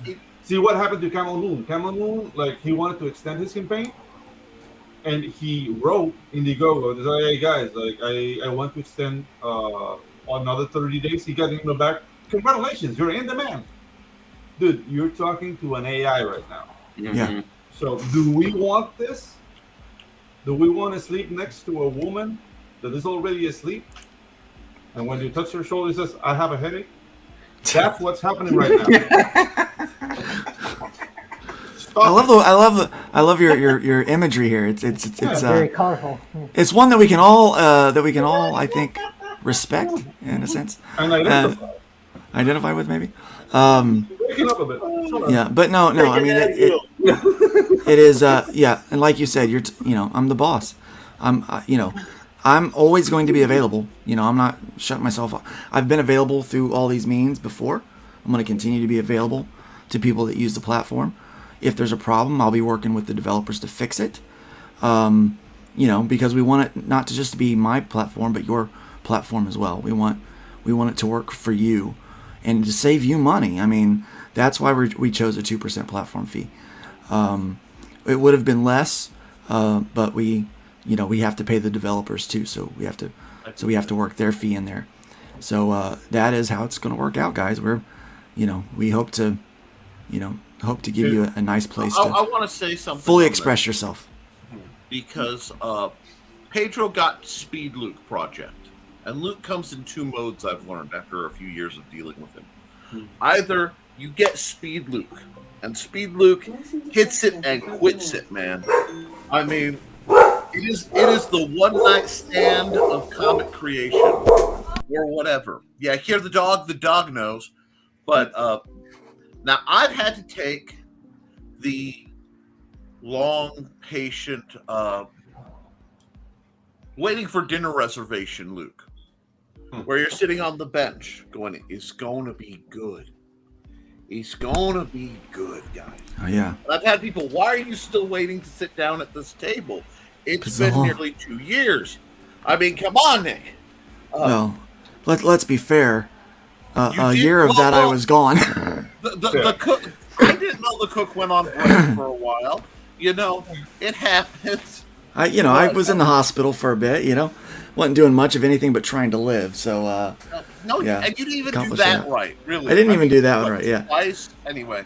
Yeah, I see, could- I'm in a different mood than I usually am. This is delightful. I'm So, excited. but anyway. But what I'm saying is, I'm not the kind of guy who lightly acts on faith. Oh, you keep talking. I'll be right back. Oh dear Lord. Anyway, but I will say this: everything I've seen Luke do gives me the impression that the longer he takes on something, the better it comes out. And if he's taking the time to cross the T's and dot the I's, it's going to be worth it. Now, because of who I am, I have to say, I may later eat these words. I may have to, serve it up and chomp it and be proven wrong because I have faith in people. That is one of my things. Mm-hmm. But I don't think Luke, especially somebody who's endured as many scams and BS as he has endured, is likely to lead folks astray. I wouldn't be here if I didn't believe that he's doing good. And it's funny, of all the times he picks to bail on the show when I have a nice tirade going, he picks the shortest one. No, not when we're talking about the geopolitical effects of Star Wars and looking at. No. It's I need Nick to expound on the glory of Luke Stone for a while I go duck out. And we've lost another one, folks. They're dropping like flies here. Yeah. But Now I've got dogs that are kind of playing. I got to make sure they're not tearing anything oh no, up. you're fine. You're fine. I just have to run with the shtick of, if it kept up, I'd have to try to take over the show and be like, okay, I guess we can do art time with Nick while we wait for Luke to come back. All right. That is okay. So here's the deal. Here's what you get when you get the slow burn. These are going to be on... Now I'm out of breath because I was running. Huh. These are going to be on the campaign for the game, for the RPG full manual. Gnarly. These are dice trays. Leather dice trays. Oh, Fanta, it's called So, yeah. fundmycomic.com. Fundmycomic.com. Yeah. This will be live on fundmycomic.com in January. So it's a dice tray Ooh. that folds up, Nice. unsnaps, That's and cool. folds up. There will be 5 of these available. There will be 5 custom dice sets available. So those are going to be very limited, and those tiers are going to be awesome. Oh, And Froggy so, makes die, if you're interested. Like, I've seen his No, work. Frog G made the dice. Yeah, dude. Frog G made the dice. We're already there. Yeah. So it's going to be pretty awesome. I'm working on a lot of stuff to make it really cool. I'm meeting with the editor today to probably today or tomorrow to figure out what we're going to do with the to get the formatting finished and ready for the full manual. So that's going to be really cool. And then we've also got Nick has written another wonderful chapter to Storming the Gates of Heck, part 2. It's good. I read through that and I was like, oh, I can't wait to play this. Can't wait to play this one. Yeah, it is. When the game comes out, it is going to be awesome. I'm also working with, talking to conventions, and there are people that run games during conventions. Mm-hmm. And I'm trying to work out a deal to where someone will do the Storming the Gates of Heck Part 1 as a playtime on their table during a convention, so people can actually go play the role-playing game with what we've got going. So working on all that. It is. If I have to buy a gaming table myself and then just have someone come and do that, for the convention, I'll do it. But I'm trying to work all that out right now. So next year I got huge plans for the game market. Nick and I are starting a new LLC called Lockdown Games, and there will be a number of games coming out through that. When I was talking about our role-playing game, I had a game developer that come over and bought the role-playing game this weekend, and he was like, "Yeah, I'm a developer. Here's my card. I'd love to talk to you about stuff." And I'm like, "Sweet, all right, we could eventually. As much as what I'm trying to do with Luke Stone Studios, fundmycomic.com, Lockdown Games is going to be I have to learn more about the gaming industry to be able to make it right, and so that's what I'm trying to do while we're cranking the gears right now with everything else. So let's watch this video. We're gonna watch this video. Yeah. This is another video from Mr. Davis, and then we're gonna move on to the Colonel. Yeah. Sounds good. I said Davis, David. That's all right. Let's check this out.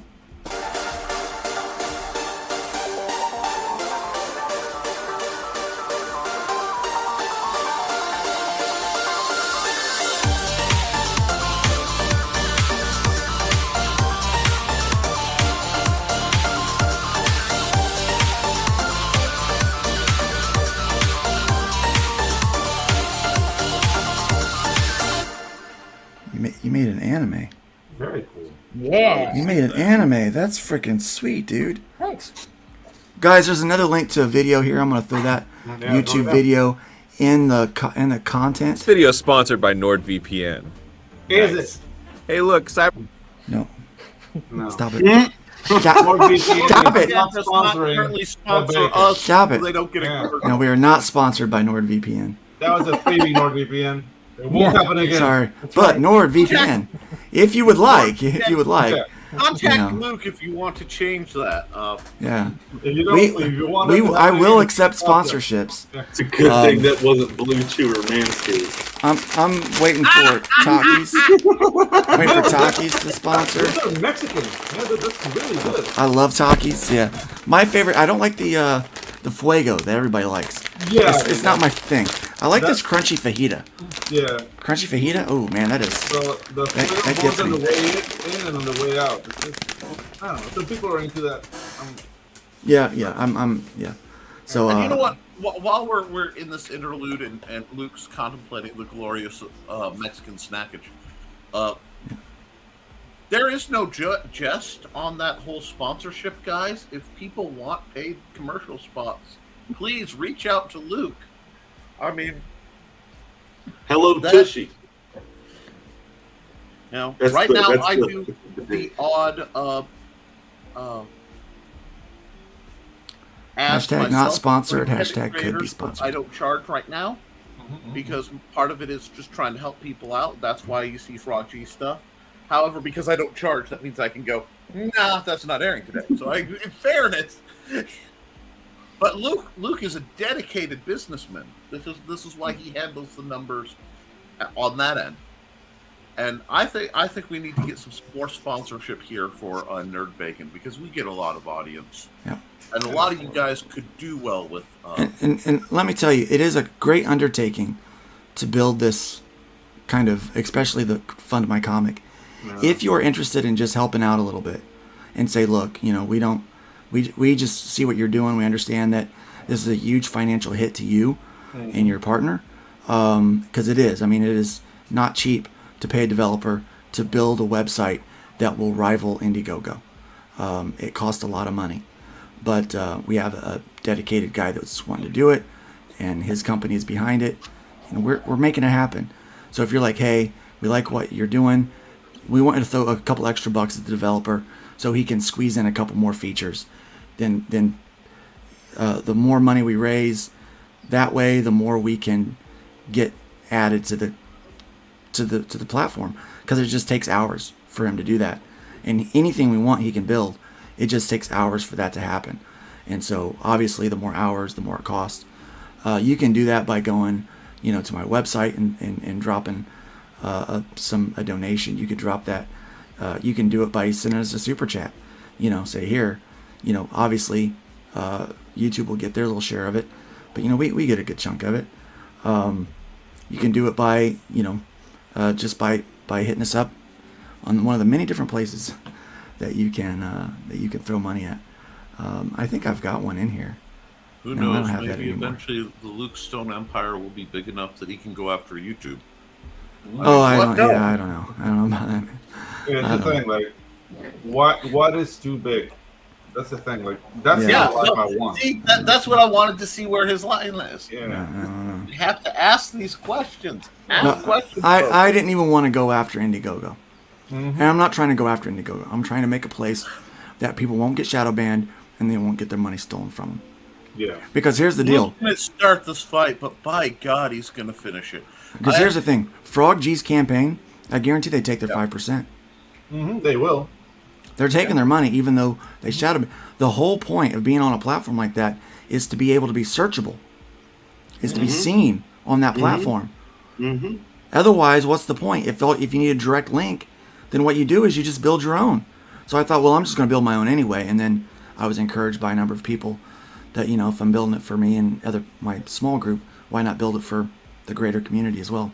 And Dude, so we gotta be ready to take our ball and go home. and I'm doing it. Well, you know, That's not the even thing, that. like, Luke this had whole- a very prominent celebrity Yeah. actually weigh in on it. Luke, do you remember what he said? You remember what Shai said to you? I don't remember now. You don't remember him saying to just do it? Oh, yeah, that guy. Yeah. Shai sent me a message about it. Do it! So I'm doing it. You know, I love that video. Darn it, I'm doing it. I can't stand Shia LaBeouf for some reason. I don't know. He will not divide us. And you know what? Here's the deal. You guys all think I'm a hero, and I'll accept that responsibility. So we'll get there. We'll get there, guys. That's my Wolverine forever, man. Danny Yeah, DeVito. man. When that guy dies, just don't talk to me that day. I'm gonna be devastated. Yeah, it's not a possibility. I refuse. I am a huge Danny DeVito fan. Yeah, dude. I love that guy so much. DeVito. Yeah, we might end out on that song today. I don't know. You We'll might. figure it out. I think we should, because there aren't enough Danny DeVito superheroes. Zayd, shoot me your links, man. Oh, okay. Gotcha. Yeah. And then we're going to talk to Evan. Evan is a great guy. Make sure to check out this campaign. Check out his other videos. Let's put a little bacon on that today. Let's bacon wrap that a little bit today. The one that Luke just posted is not one that we've shown here on this show yet. So if you want to, It's not? No. How long is the video? 2 minutes. 2 minutes? Mhm. Here, I'll tell you what. Let's watch that video. Let's go ahead and watch that video while Zayd gets all of his while the Colonel gets all of his. Thank you, guys.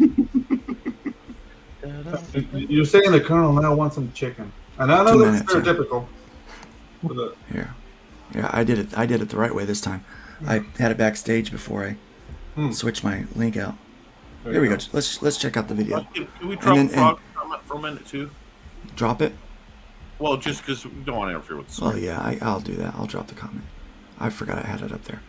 And then we'll talk to the Colonel. We'll get to know the Colonel better. Yeah. We'll deep dive and get those inner secrets. We'll find out his shoe size. Yeah. The you have like the 11 herbs and spices, yeah. Yeah, 11 herbs and spices of the Colonel. I'm here to tell you about The Black Blossom, a superhero comic book series put out by Starcross Comics. I'm Evan David, the writer of the series. I'm the editor-in-chief at Starcross. I've written several other series like Strange Tales from Eternity, Outed, Erg the Battler, and Waiting, Dating, and Mating, which you can all find on Comixology. I'm also the co-creative director and head writer on an audio drama series called Base Camp Adventures, and I'm a host on the Strangers and Aliens podcast. So what is The Black Blossom? The Black Blossom is an all-ages superhero comic that takes itself seriously, with a writing style inspired by Brian Michael Bendis' Ultimate Spider-Man, and a tone similar to Bruce Timm's Justice League Unlimited animated series. The main character is named Michi Hidaka, a female Pacific Islander protagonist. She dons a super suit with powers and abilities that are a mix of Venom and Iron Man. The character is inspired by my wife, who is a really awesome, adventurous, tough person, but is terrified of lizards. Which is what gave me the initial idea. I thought, what if we had this awesome, cool, tough superhero who fights giant monsters, but if a little lizard crosses her path, nope, she's out. So that's where I got the germ of the idea. Another inspiration for the series is my Christianity, and thinking about the concept of extrapolating science fiction from a creationist point of view. In comics like the X-Men and such, all of their science fiction is extrapolated from evolution. I thought, what if we do the opposite and see where that takes us? So we get some cool world building coming out of that throughout the series. This series is a fun, lighthearted, epic action adventure with lots of heart, humor, and of course, explosions. I hope you will enjoy it. I hope you'll support it. Issues 7 through 9 have already been written and are just waiting to get drawn. The series will continue. Thank you so much for your support.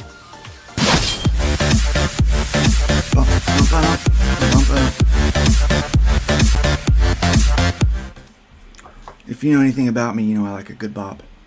Now, see, I like that commercial because it filled in a lot of the gaps. The first video was, well, that looks cool. Yeah. You know what I mean? But that one gave enough information without spoilers, right, Luke? Without spoilers. Spoilers. But spoilers are so much fun. Yeah. No, they're not. They And are. actually, guys, I do have to go in a couple minutes, and I don't want Okay. to interrupt the Colonel, so Don't worry. I will come back and check out your book. Yeah, Colonel, before as you soon go, as, man, I'm people know I'm biased, but dude, really nice animation on your trailer. Yeah, I good. enjoy good animation because I'm an animator myself. Nice. So, dude, Thank you. Really cool. Really good animator. This looks like a neat title. It may be more controversial than people expect because you'll probably get some pushback from the creationist perspective. Yeah, that's Who cares? That stuff's and But it's other not. than- It's world building. It's Yeah, you know, right. simple I'm not- text. If it works with the story, who cares? Right. I'm not bashing. It's my knee jerk. Hey, if I see somebody maybe walking into waters that may be troubled, I always give heads up. You know. These days, I think all waters are troubled. Yeah. Yeah. For me, It's an it's unfortunate like side effect. like whatever Stargate or the Eternals or whatever. It's like, oh, there's that's a different origin than what mainstream science Right, says right. anyway. No, It's I just- love Yeah. it is a fairly unexplored. It's hard to take a religion that I'm part of and go the mythos of it. Mm-hmm. You know what I mean? Mhm. But the mythos of it is fascinating. And Welcome, Past Master Dan. Hey. Past that Master's really here. intrigued- Chris T. Anity. All right, I will hop off so that the Colonel can talk about his stuff. So right. thank you guys for having me on. Yeah, dude. See you later. Dude, I don't want to get this channel struck, but follow the science. That track he had gives a new meaning to Bible Thumper, though, man. That was good. Yeah. Oh wait! That's a nice One, name. that is a great band name, and two, can we make that a music genre, Luke? What's Bible that? Thumper? Bible Thumper. Make Bible Thumper like Bible dubstep. Yeah. Oh, I'm Yeah, there game. you go. I'll make the first track for it. Yeah. Blessings. Blessing. Yeah. Pray. Dun, dun, dun, dun, dun, pray. Dun, dun. Raise a hand. No, raise a hand. Yeah, I like that. He is risen. Yeah. He is risen. He is risen. It's almost Rejoice. That's almost as good as my Hubaba Kanda song I've been playing. Yeah, no, that Baba actually Kanda. wasn't too bad. Yeah, that's pretty Let funny. me try this blonde joke on you. Why the blonde go to hell? Because during communion, she put cheese whiz on a Christ cracker. Uh-huh. All right. I got him. Yeah, all right. I'm all over. Yeah. True story. True story. Here's when I knew I might have a problem with alcohol in my life. I was 10 years old. Okay. And no, maybe I was younger than that. But I got to take my first communion at church, and at this church they use actual wine. Mm-hmm. That's why they didn't let a lot of the younger kids take it unless the parents would allow them. And so I went through, and you do the bread thing, and that was dry and crusty. Didn't care for that. But I did the blood, and I was like, ooh, I like that. So by the time I got to my seat, I thought, man, I want more of that. So I went back through the line for seconds. For seconds? Oh, For a no. second, helping the blood. That will make an alcoholic or a vampire, like any other two. Yeah, I'm like, yeah, let me get some more of that. Let me get some more of that Jesus blood. That's nice. Blood, Father. I'm like, that hit different. I was like, that hit different. Give me some of that. Have they made a wine label that's... The blood of Christ? Yeah. No, man, Oh, no. no. No. It's horrible. It's part of the reason why I went into ministry. I was told that the sacramental wine, Yeah. that they either drank it or they poured it down the sink, Yeah. like a special sink. It was a special thing that didn't go to normal plumbing. That was plumbed to go somewhere else in the church, like in the ground somewhere. So Again, another joke, no offense. Luke looks like Jesus if he turned the water into Blue Mountain Dew instead of wine. Dude, yeah. yeah, dude. Dude, so basically, Did you just imply the good Lord has a cousin named Kyle? Oh, no, I don't know any of this. No. Like, Dude, like no, I mean, think. water to Where does the wine go? I mean, what? Where does the wine go? Yeah. It goes directly into the ground. Oh, so Otherwise, there's no pool or- of concentrated wine somewhere where you can No, jump in? no. I looked for it. Yeah. No, or the pastor drinks it. The pastors. Wait, Luke, Yep. story thing to just put away. Yeah. Where the wine goes, and is it used to keep a vampire or something contained? Oh, Because so that just Oh, because see what I'm saying? That's because- how my mind works. Because Catholics actually believe that once it's prayed for and they do the lifting up, that it actually is transformed Yeah. into the blood yeah. of Christ, Yeah. right? Exactly. So That's that's an their. interesting story. So too. that. Oh my gosh, Yeah, we that's just a wrote cool another idea. story. We're writing another story, guys. Normally, That's Luke why it gets kinda a shocked message me, like this at because- 2 a.m. from me. because this is what I do. I love him, and at some point in the future, I'll have all these little tiny comic credits that people don't expect, because it's like, so Luke, blah blah blah blah blah blah blah in the Hybrids universe. No warning. Sometimes it's not even I don't know if you guys have gone to like Latin American church. Because the pageantry is different down here, and dude, like hearing you say what they do with the wine, it felt like a little bit like sacrilegious. That's a word. Sacrilege, yeah. It's like wow, like they throw it away. Because here, like they have like a little like box for it, and it goes with a little cross and doves, and I know the reverence. So after that, it's like okay, down to the holy thing. I don't know, man. It's just. All right, Christianity has how many different sects of it? We've got like a billion. We just yeah. I mean, like every weird guy at your church decides he wants to make a new sect. Well, He's what like, happened. I don't agree with the pastor. Like, dude, you believe some weird crap. Like you're like teaching. I don't know what you're talking about. Well, I'm starting my own church. From where I'm at. Every weirdo just decided to start their own church. Yeah. I will be right back in just a moment. Froggy has a great comment on this. Oh. Does he? Blessed wine. I know a good story for that. Oh. Narrated D&D story. How a fat drunken monk beat the demon lord. In the game Kingdom Come Deliverance, part of the storyline is you get drunk with one of the I think it's the town friar right before Sunday Mass. So you're getting drunk with him in a tower and it goes all bad, but the next morning he has you do the Mass. Yeah, it's a fun game. Have a good one, Phantasmic Oracle. We will see you. Enjoy. All right. Colonel. Yes, sir.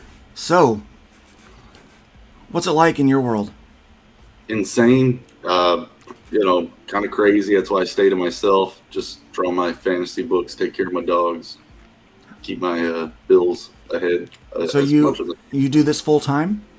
Yeah, for now. I'm going to be starting a new day job at the beginning of the year, so I'm trying to get all of this ready and getting going because I'm planning for a few months of fulfillment right after this finishes. So I'm excited about all that.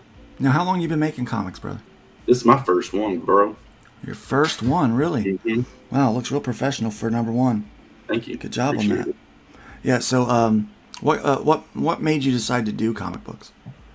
I've been in art all my life, so been drawing all the way through middle school, through detention, through high school, and detention is a great place to learn to draw. It is. Well, I got detention for drawing, and then I would draw in detention, so it just stacked up.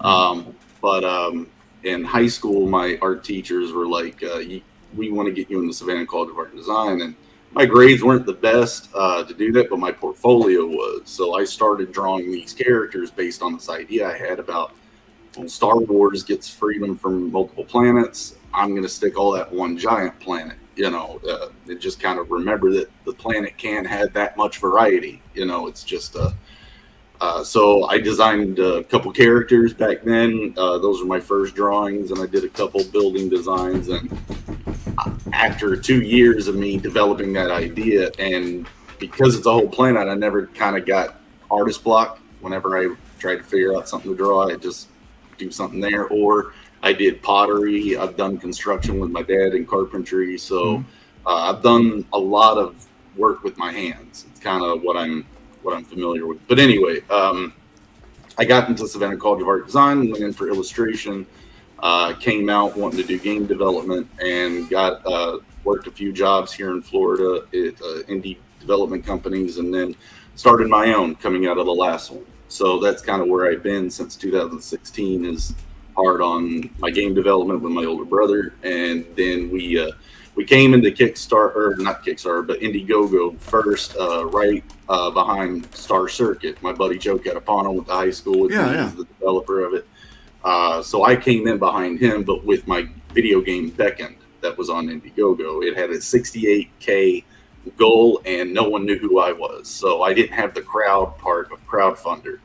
But it was a nice way of getting introduced to everyone. Me and Joe did Art Bros for the past 2 years, and so that's how I've gotten to meet everybody and see their campaigns and how you lay them out, what to expect. And it was around when in the middle of Joe doing Star Circuit is when I was like, I should have done a comic book. So I already had like a story segmented from my big legend segmented off for that exact thing. So here we are. A couple of years later, here we are. So, well, that's awesome, man. So is this going to be a video game then? Great background. The story of the comic books, and so this first book is a 1 part of 3-part prologue, and then after that, I got 10 issues I want to fill out, and all that happens 10 years before the events of the video game.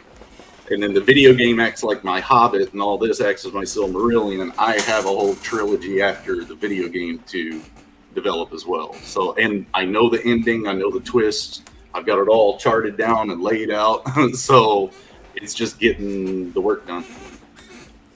I'm eating a bagel, so I've got both dogs like right here. I got the big dog under there. You probably heard her scratching, thumping away. The video game, though, is on Steam just for PC players right now. It's a prototype. After I fulfill this comic, we have a big update that's already mechanically done. I just got to get all the sprites animated so my brother can put them in. But we have a big update coming up. We're at full party combat system, and the boss fight is fightable. Right now, it's just a single party member fighting multiple enemies. But that also gets you used to our Final Fantasy mixed with Punch-Out, Super Punch-Out mechanic. So if you're interested, yeah, it's a fun little play. That is awesome. Mm-hmm. Yeah, make sure pop that link in there so I can. I do. It's the powered one, the last one I sent. I'm gonna throw this link in the comments for everybody. Mm-hmm. Check that out, man. That sounds awesome. Thank you. Well, let's take a look at this campaign. Mm-hmm. Diane Daisy YouTube did the trailer, and he did a bang up job on that. Took my artwork and just made it all move. Yeah. Here, let me let's watch the trailer first, and then we'll look at some of the art that you got on here. Mm-hmm.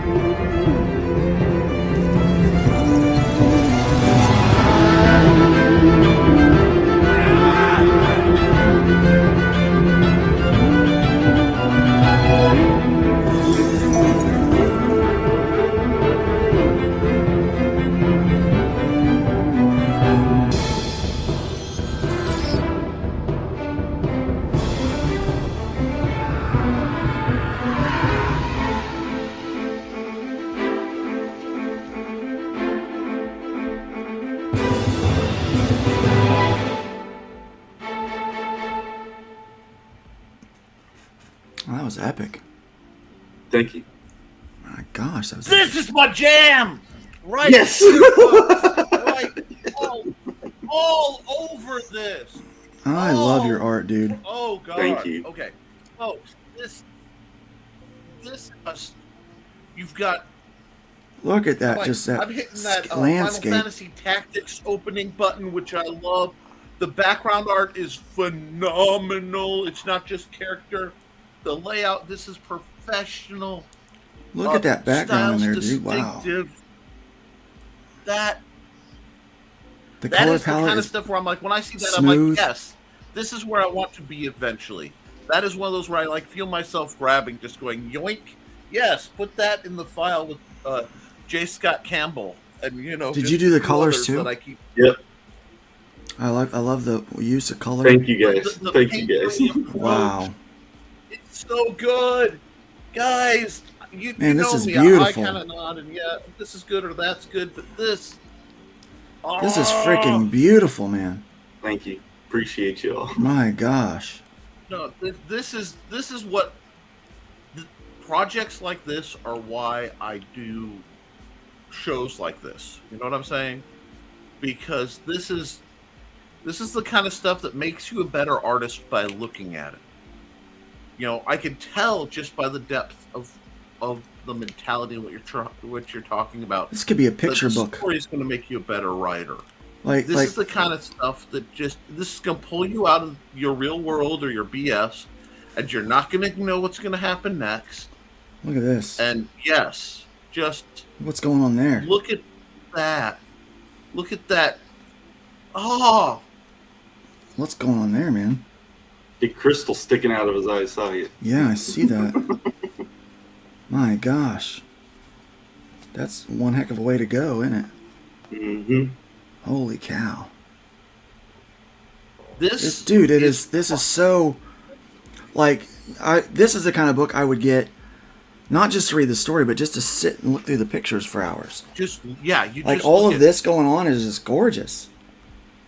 My gosh, man! The sense of world building, I have to put up there with something like Life on Korra that Mike Lorca does, where it's just I want to go.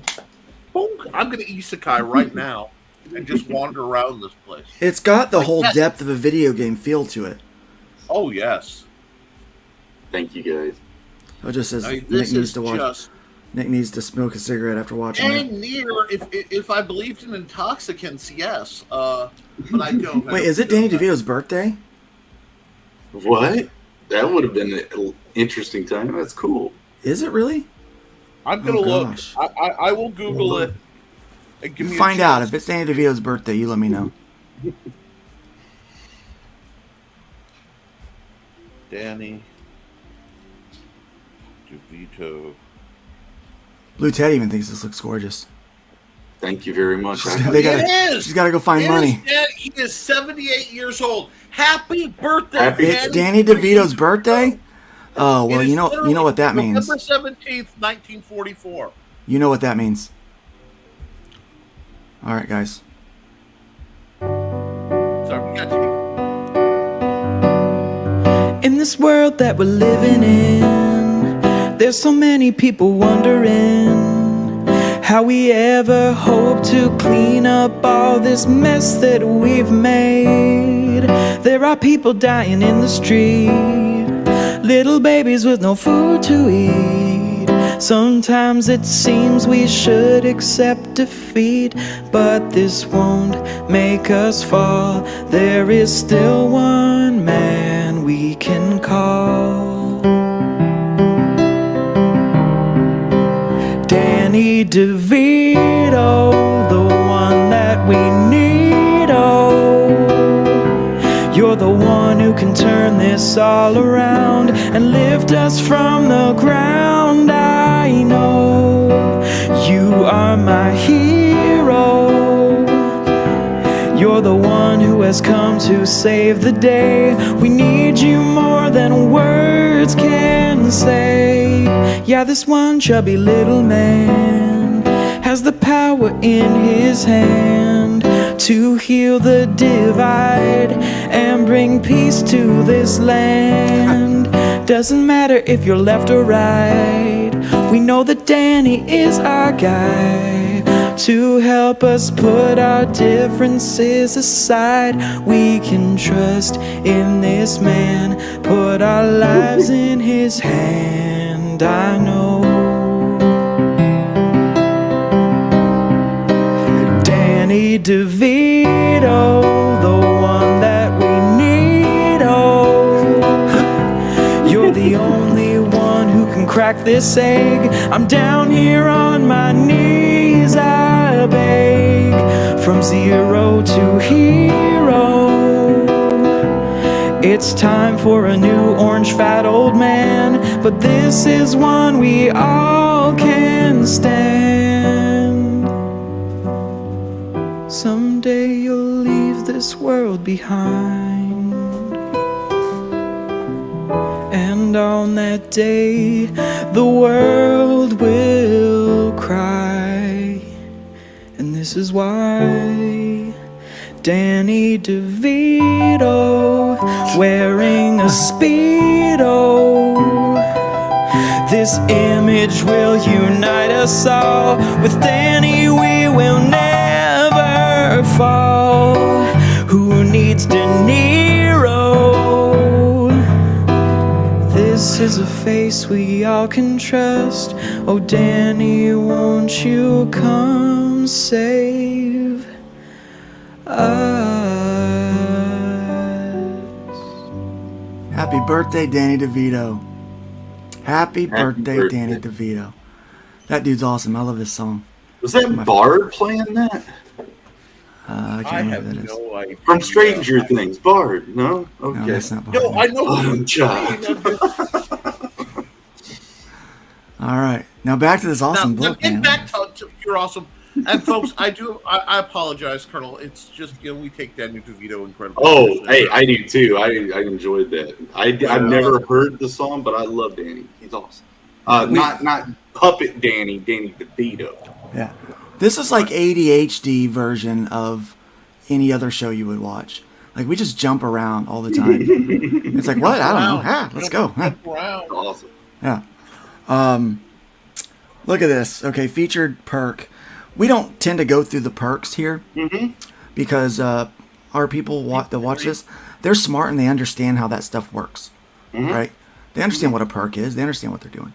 You know, they don't need They like Danny DeVito. They must be intelligent. I got this. I mean, it's just, So this is my daughter's dog. This is my grandpup. I gotta show this off for a second. My daughter bought this dog. okay. I think we may have had the show go too long and overwhelmed your morning meds there, Luke. Look at that. That's a gorgeous dog. Yeah. She was expensive. Yeah. This dog costs more than some guitars that I own. It's right He's here. not a mean. Look at that. And she likes to be on my lap. Which makes my daughter upset because, again, she paid the money for the dog. And the dog likes to sit on my lap. It's the dad dog law. There is no. I'm her pop. See, My daughter turned 20. She bought a dog. She goes, hey, she goes, I managed to escape teen pregnancy. I'm like, that's great, awesome. So she bought a dog. That was her reward for herself for making it through her teens without getting knocked up. Welcome to Nerd Bacon. It's Indiana, man. That's a whole, I get it. I'm from mountain people myself. We get it, man. We get it. I mean, we should make that a tradition. Like, you My get gosh. Yeah, if you make it through your teens, you get to buy a dog. I kind of want to at least do the slow scroll through the alternate covers and stuff. I know we don't normally, but this is not a normal title. So you got a black and white version here. Well, you got your PDF. You got another PDF version, variant B. Those are the physical copies. They just come with PDF with them. So there's no way to get the digital unless you back a physical. Okay. That's fair. A little rough on some. And the PDF is only of my colored version with my colored cover, because if you're gonna bootleg my book, bootleg my art, not the other guy's stuff. So right, exactly. Yeah. But this is, you should be getting much more press than to be doing the show with this quality. This. Like, stop right there. Go back. Like, you're way higher class than this show. That's what we're trying to say. I have fun. Like, no, I mean that. But look at that. That is some. This is good, man. Sandman era, high level art and composition. That's Jonathan Jetty. Who did this cover? Jonathan Jetty. Like, who? The shapes, the composition, the movement. Dang it, Nick. Fun here. Chill out for a second. This is. Who did this cover? Jonathan Jetty of Nosfero. Oh, that's cool. That's mind blowing. Nick is having how well he did. Nick is having a mindgasm over there.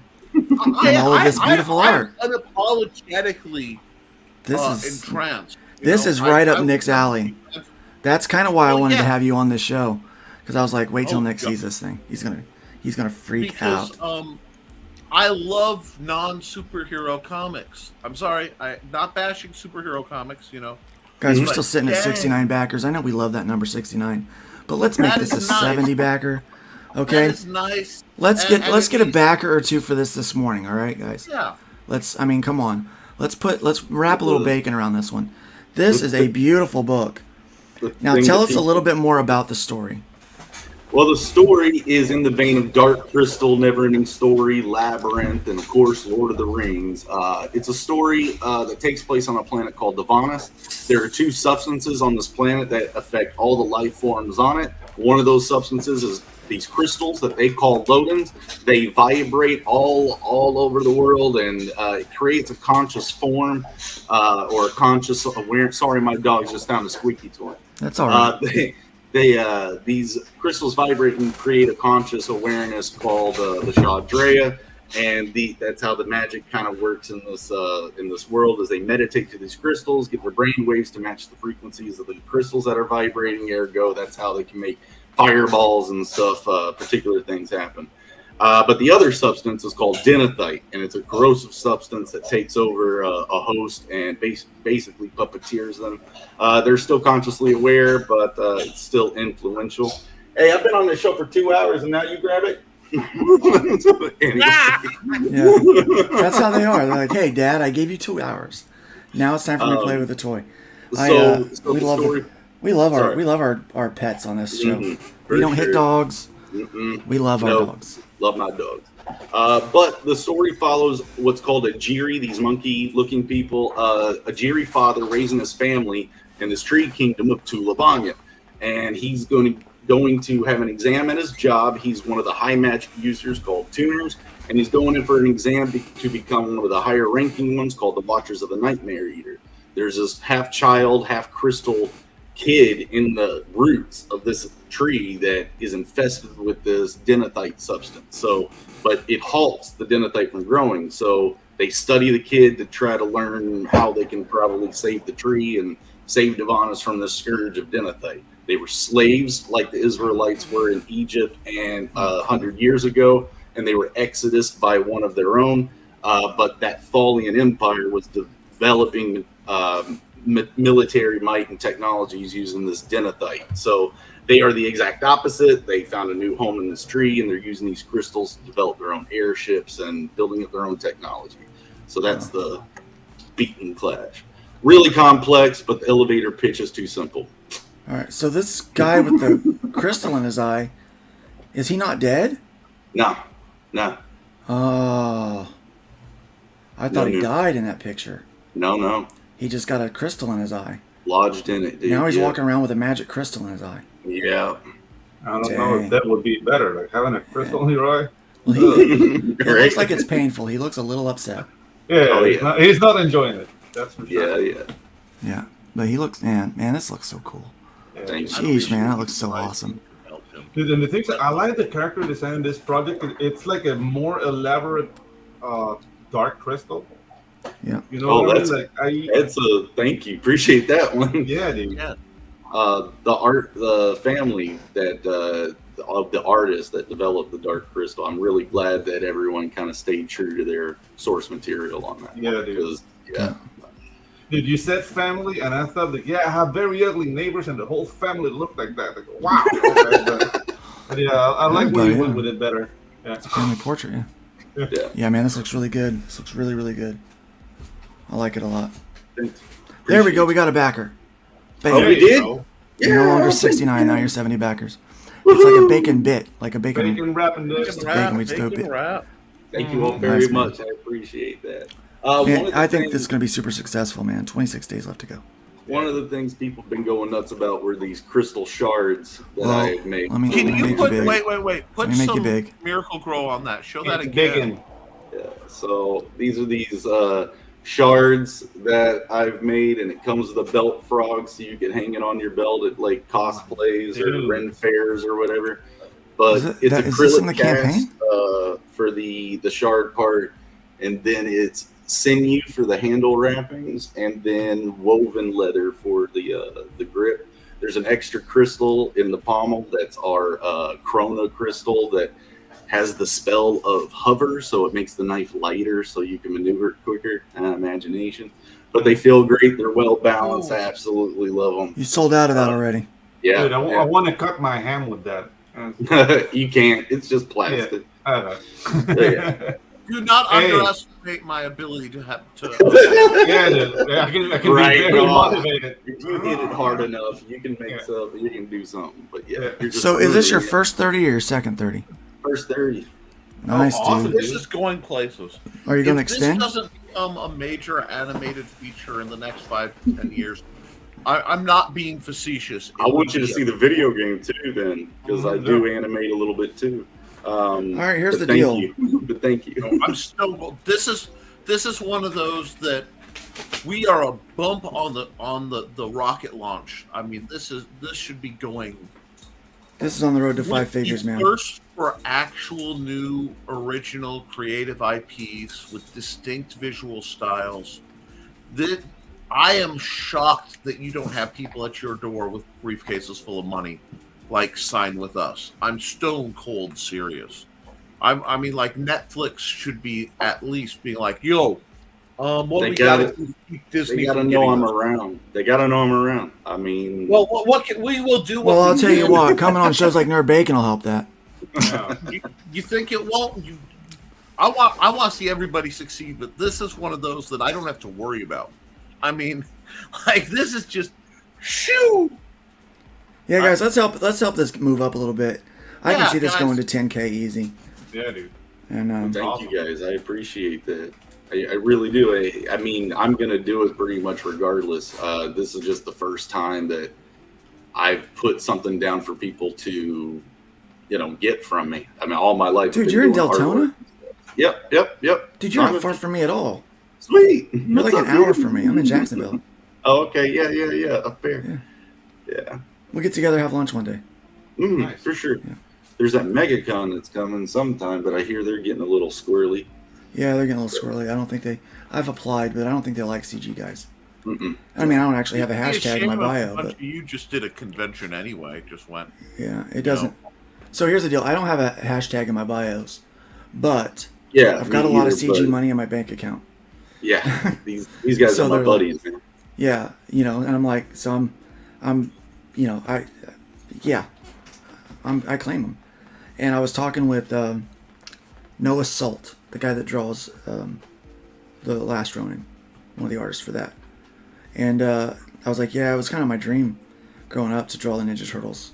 Oh one day. yeah, the last. And he goes, Ronin dude, got- he goes, you totally can, just go for it. I said, no, I can't. And he goes, I said, no. He said, why? You don't want to like bow to the corporate or whatever? I said, no, that ain't exactly it. I said, I wouldn't mind bowing for Ninja Turtles, but I said, I don't have a hashtag in my bios, but I got a lot of CG money in my bank account. That's exactly what I told him. And he goes, oh, you're a little too adjacent, huh? I go, yeah, like I'm Yeah, kind but of in the like I end, was that's- adjacent. Now I'm like right in the core, like right in the main vein. So In the end, that's a favor doing for you, man. 'Cause Yeah. see, I mean, I saw a tweet a couple of days back of a guy that got like a $1.44 for returns on the that little thing. Like, oh, you're an artist for DC. Here's $1.44. Like, dude, yeah. why Well, would I I mean, want to put myself? And I'm through going to be that? honest with you. I would much rather serve the audience of CG. Yeah. They are Mhm. they are a Yeah. great. They're a great. I mean, they're the best group of fans Hmm. that I have ever met in my life. They're absolutely amazing. They're engaged. They are supportive. They rallied behind me while I was sick. They are in the chat. They're in our chat. They are just. I mean, I'm telling you, they are the greatest group of fans. And so, if it means Luke doesn't get to draw Ninja Turtles for IDW, big flipping deal. I get to draw hybrids for my fans, for my people. And I'm telling you, I love every minute of it. It is. Dude, like I've never even had that dream. Like one of my favorite characters, because I discovered comics when I was older.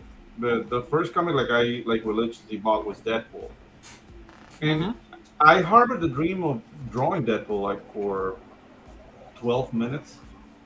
12 Because I saw how those guys get paid. It's like, dude, like somebody else is making this money, not the artist. Yeah, Like, why would I right. put myself through that ringer just so I can say like, hey, I do Deadpool. Look at me, like, nah. Mm-hmm. I mean, there's some merit. I've talked with like there's Scott Rosema, who drew X-Men United back in the 90s. And I've talked with him. I've talked with his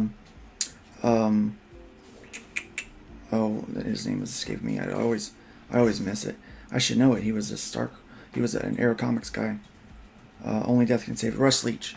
Russ Leach, who's done he's amazing. A bunch of work for these guys. They all say, it's better drawing your own stuff, but there is a joy, there's a satisfaction in being able to add to the lore of something that's been around for. I don't to be a part of that growing I'm legacy. do my thing again. I don't see why one should have to pick. I know, but they kind of do now. Why your politics should affect? I mean, It shouldn't. unless you're It really shouldn't. out there. But some of these conventions, I'm not lying, and neither is Colonel here. Some of these conventions, they want your social media links.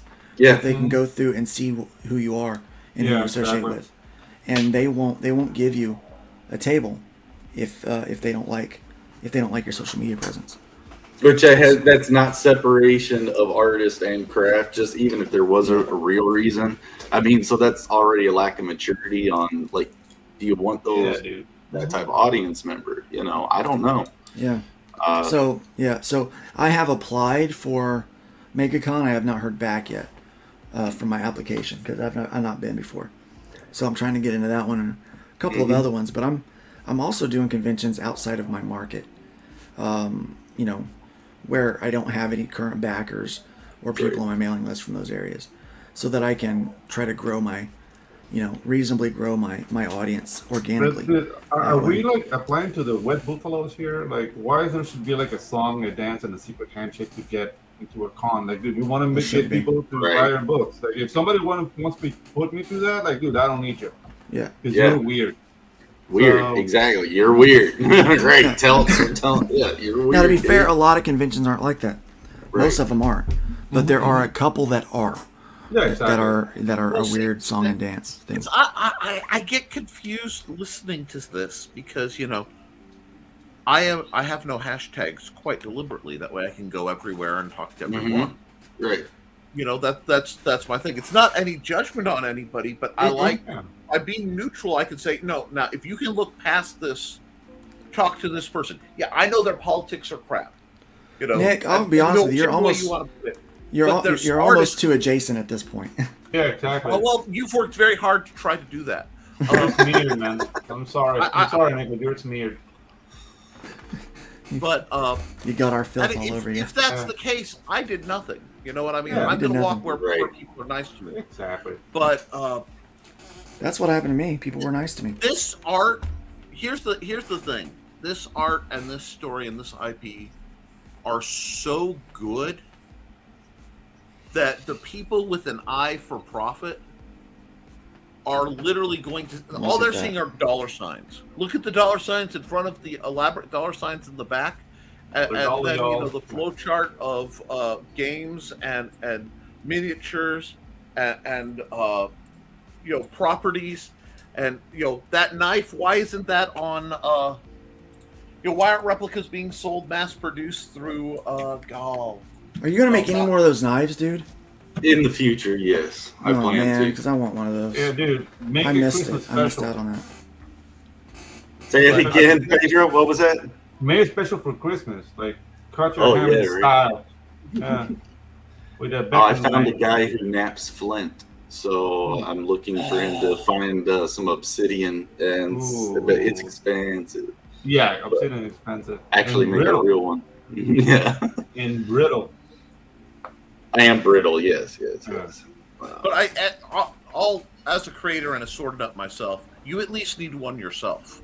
Like totally. Oh, I outside do. of- This one's mine. That I'm keeping this one. That was the first one. I was like, yeah, No, it I mean works. like an actual like quartz or Oh yeah. you know, That'd be you, really you cool, need yeah. an actual like quartz one for yourself that you can just put up. What's that? That's mine. Is it for sale? No. No. That messes with people. Having something incredibly awesome that people want and then simply going, no, it's mine. Mhm. Can't I'm have it. telling you, Mhm. that's the good stuff in life. Mhm. Mhm.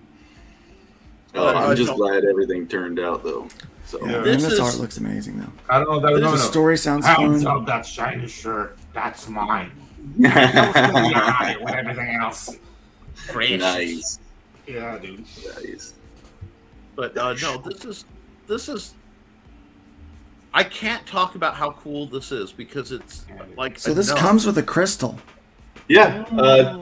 If you get the featured pack. Yeah. You got one that we can see? Yeah, so these aren't real crystal; they are acrylic poured, just like the shard. Yeah. So I color them; they come in assortment colors. But yeah, these are the loaded crystals.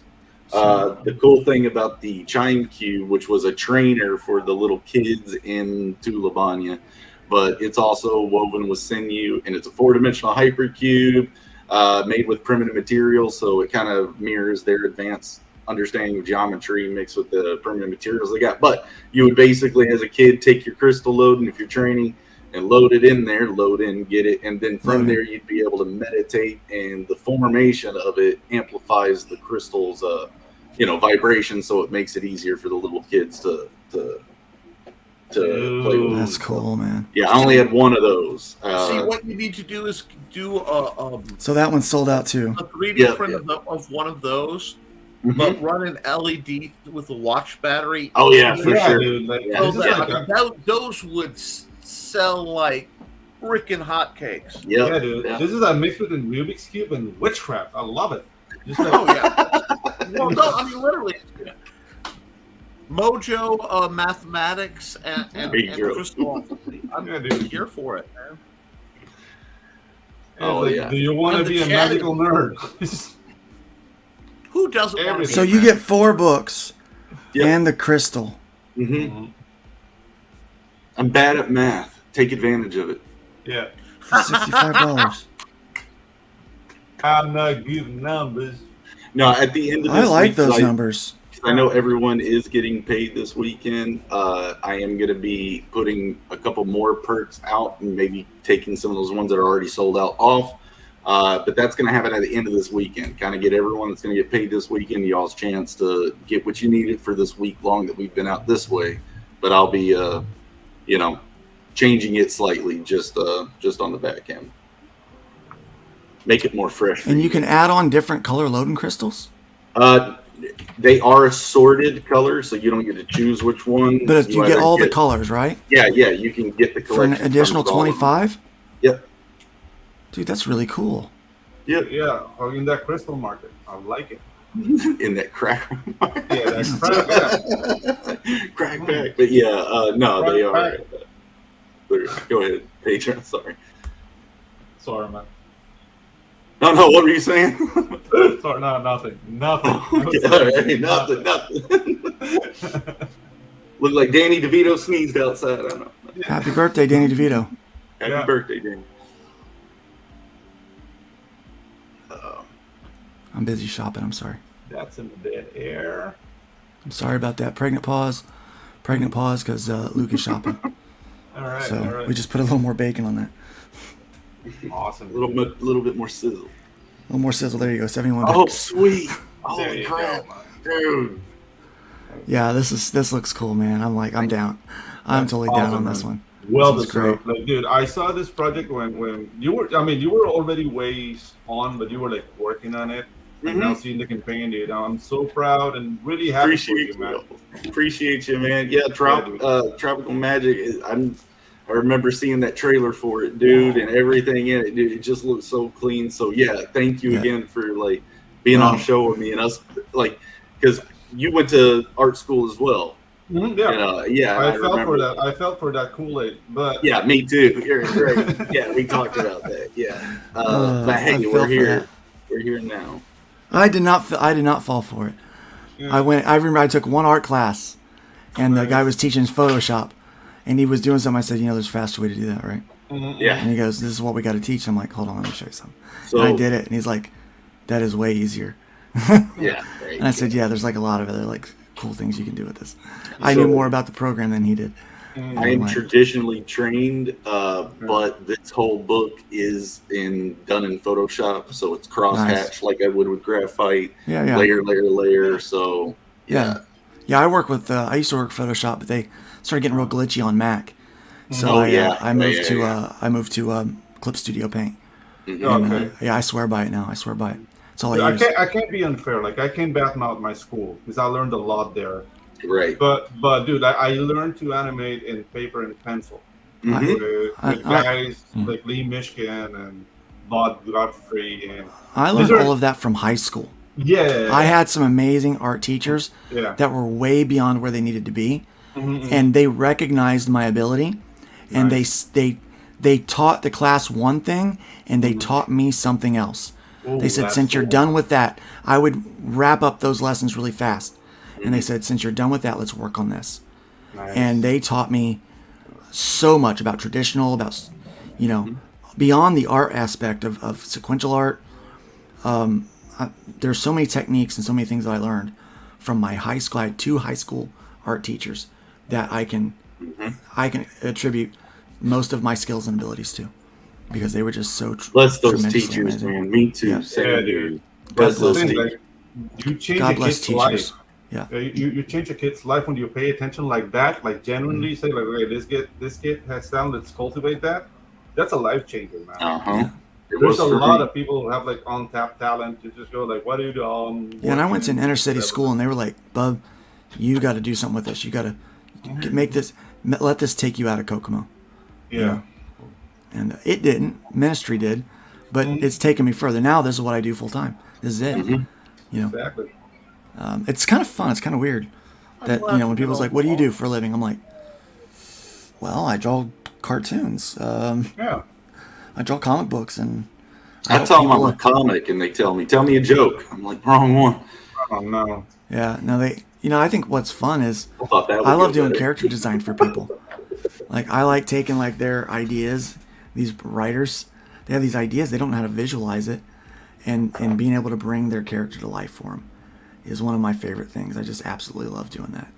And because when they see that character, and then they're sharing it everywhere. They just keep showing it because there's a saying down here that might sound racist, so I'm gonna say it in Spanish. So say it in English so I know it. Okay. Hold on, I'm turning on my camera. Okay, so I'm an artist, so Indians don't understand me. They say that. Okay. Yo soy artista y los indios no me entienden. And that comes from the fact that, dude, I'm almost 50 years old, and I tell people like, I do animation and illustration for a living. It's like, you can live off of that? You can live off of that, yeah. Yeah. Right. Yeah. As a grown up, like, don't kids do animation? Like, put your dumbass kid. Pedro, you're almost 50? Yeah. No way, man. You look fantastic. Yeah, you do. I want to say this helps. Oh, it's the melanin? Yeah, melanin you have to helps a lot. moisturize, man. Drink a lot of water. Use cream. Here's what I love about Pedro. He's a black guy with a Latin accent. Yeah. It's just like it'll throw you. It'll like what am I looking at here? What am I talking to? Better than us. Like I'll say it. So I'm writing this new story called. I'm sorry, you put a pudgy little white boy like me right next to Pedro. Everybody's gonna go hi. Because he's pretty. He's pretty. I work at it. If you need a lawn gnome surrogate, I'm your guy. But oh god, I love this show. It's so much fun for me. Main character, I look like a lawn gnome. It is okay. This is some of the most fun I had all week. According to some people, I look like an orc. So. Oh, that's right. Oh. Those are they're out. No, they're out. We call those people Democrats. That is so funny. Like, oh my god, don't you feel insulted by orcs? Like, dude, I don't know. I never look in the mirror and scream. Nick, those meds are kicking in, right? They're off. Yeah, I'm sorry, Pedro. We call those people Democrats. Yeah, that was funny. That was horrible, but it was. But it was funny, right? Hey, if it ain't wrong. Oh my gosh. Anyway, let's see if we've got any more backers on this one. No more backers yet. Come on, guys. Jump on this. Thank you for everything, guys. Thank you so much. This is so much fun. What do we need to do? I mean, see, I got stretch goals. Oh, what are the stretch goals? Tell us about I them. just haven't talked about them too much, but all the way at the bottom of the page, just I'll put it above back on that end. the about us. But Ooh, get a seizure real quick. There we go. we All got right. 6 a.m. comic stickers. If you guys are familiar with Well, his stickers, I guess you're not CG if you don't have a 6 a.m. sticker. Right. Oh man, I love that night. That's so freaking cool. I can't believe I missed out on that. Son What I of a love about biscuit. it, I want to pause, just stop for a second, because this is my jam. Okay, I deal with a lot of knives that come through for fantasy BS Mm-hmm.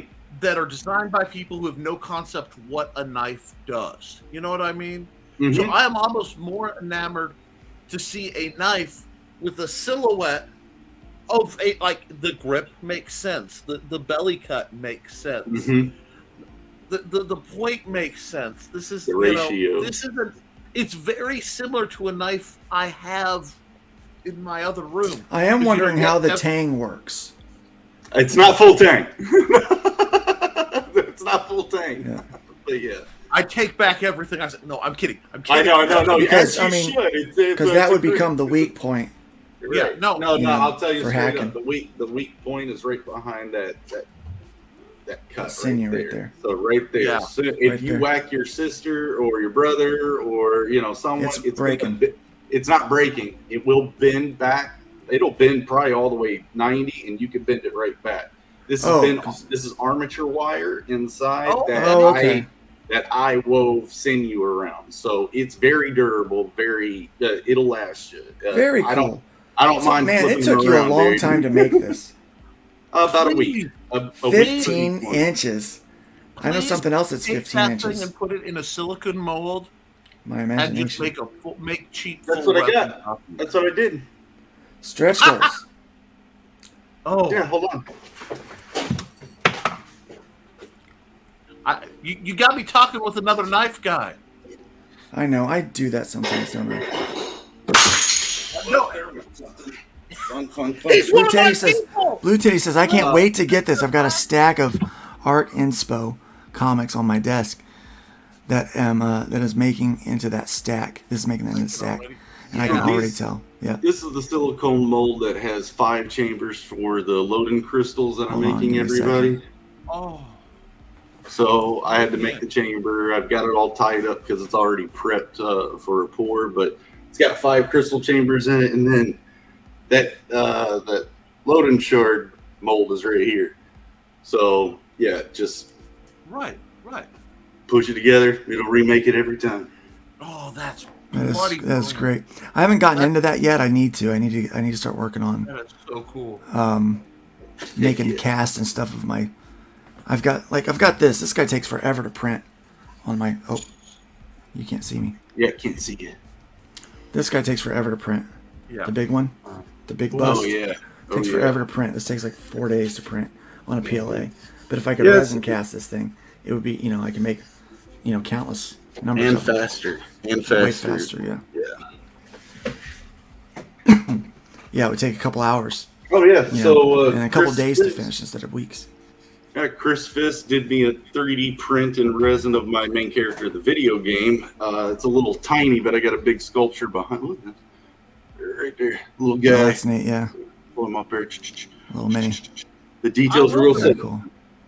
That's what this is. Oh, This that's is sick. still it's still soft clay, but I sculpted that based off my main character, very and cool. then took pictures of it. Got a guy to 3D model it, and then that's what I got Chris Fist to print out for me. Awesome, So man. those will come later. All too. right, so 6 a.m. stickers. And then what's this stretch goal? The fractal.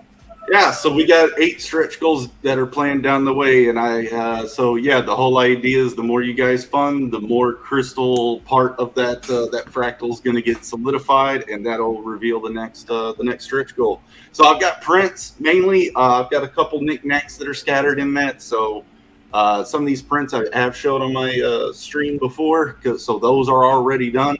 One of them is the Shantan Jetty cover, without my logo on the front, so you just get his cover. But I've got some fun stuff down there, including ARO stretch goal too. Dude, this is cool, dude. So This is a well-crafted campaign. It's got some cool stuff. Thank you. I got those the crystals coming. longevity. I mean, I love meeting with people who. Your first comic is always cool. I love first comic guys, but when it's like, yeah, I've been doing in this business for since 2016, 2020, 19 something. It's like they know what they're doing. We don't have to critique their crowdfunding. We just get to go, oh my god. Joe Catapano's good. Yeah, he is. That He is. line Yeah, art man. makes me happy. You Man, know, yeah, I'm his a line, sucker. the line weights and the man, that just is like, that makes me happy. Dude, I love a cool looking campaign with great art. This is really cool, man. He's a great artist, and he's very fast, very fast. Yeah, that's the only thing I'm very, very grateful for. Like art school, like that made me a faster artist. Mhm.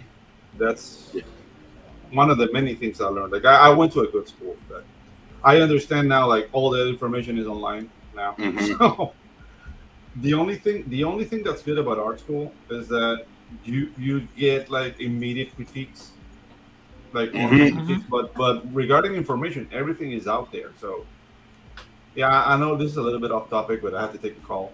And that was Sorry. the point. That was the point I wanted to make. That dude, like, this art is really polished, man. So Yeah, very Carl, polished. like, Very- dude, that's good. Thank you, appreciate I it. really like what you're doing with this, where it's going. Well, I know you've been around, man. You've been around for a while. Yeah. I like I said, I thought you'd done a couple books already.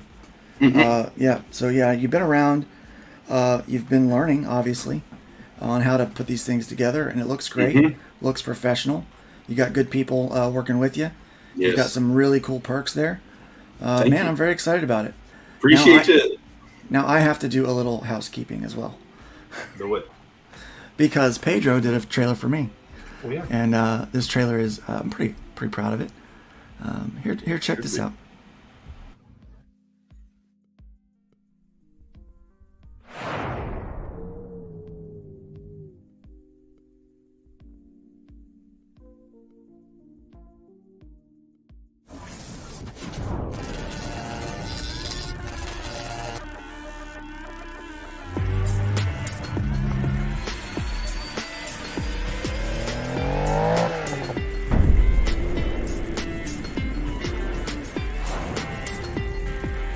We know our enemy.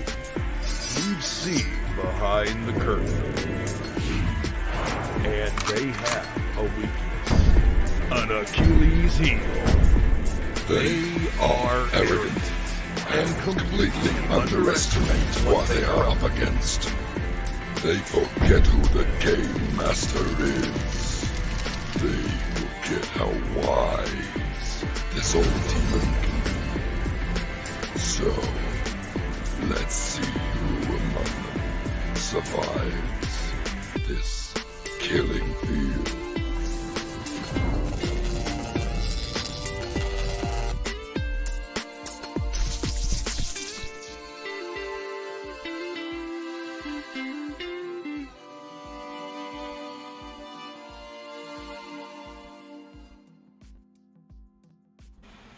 Pedro in those trailers, Pedro. dude. Yeah, dude. Hell yeah.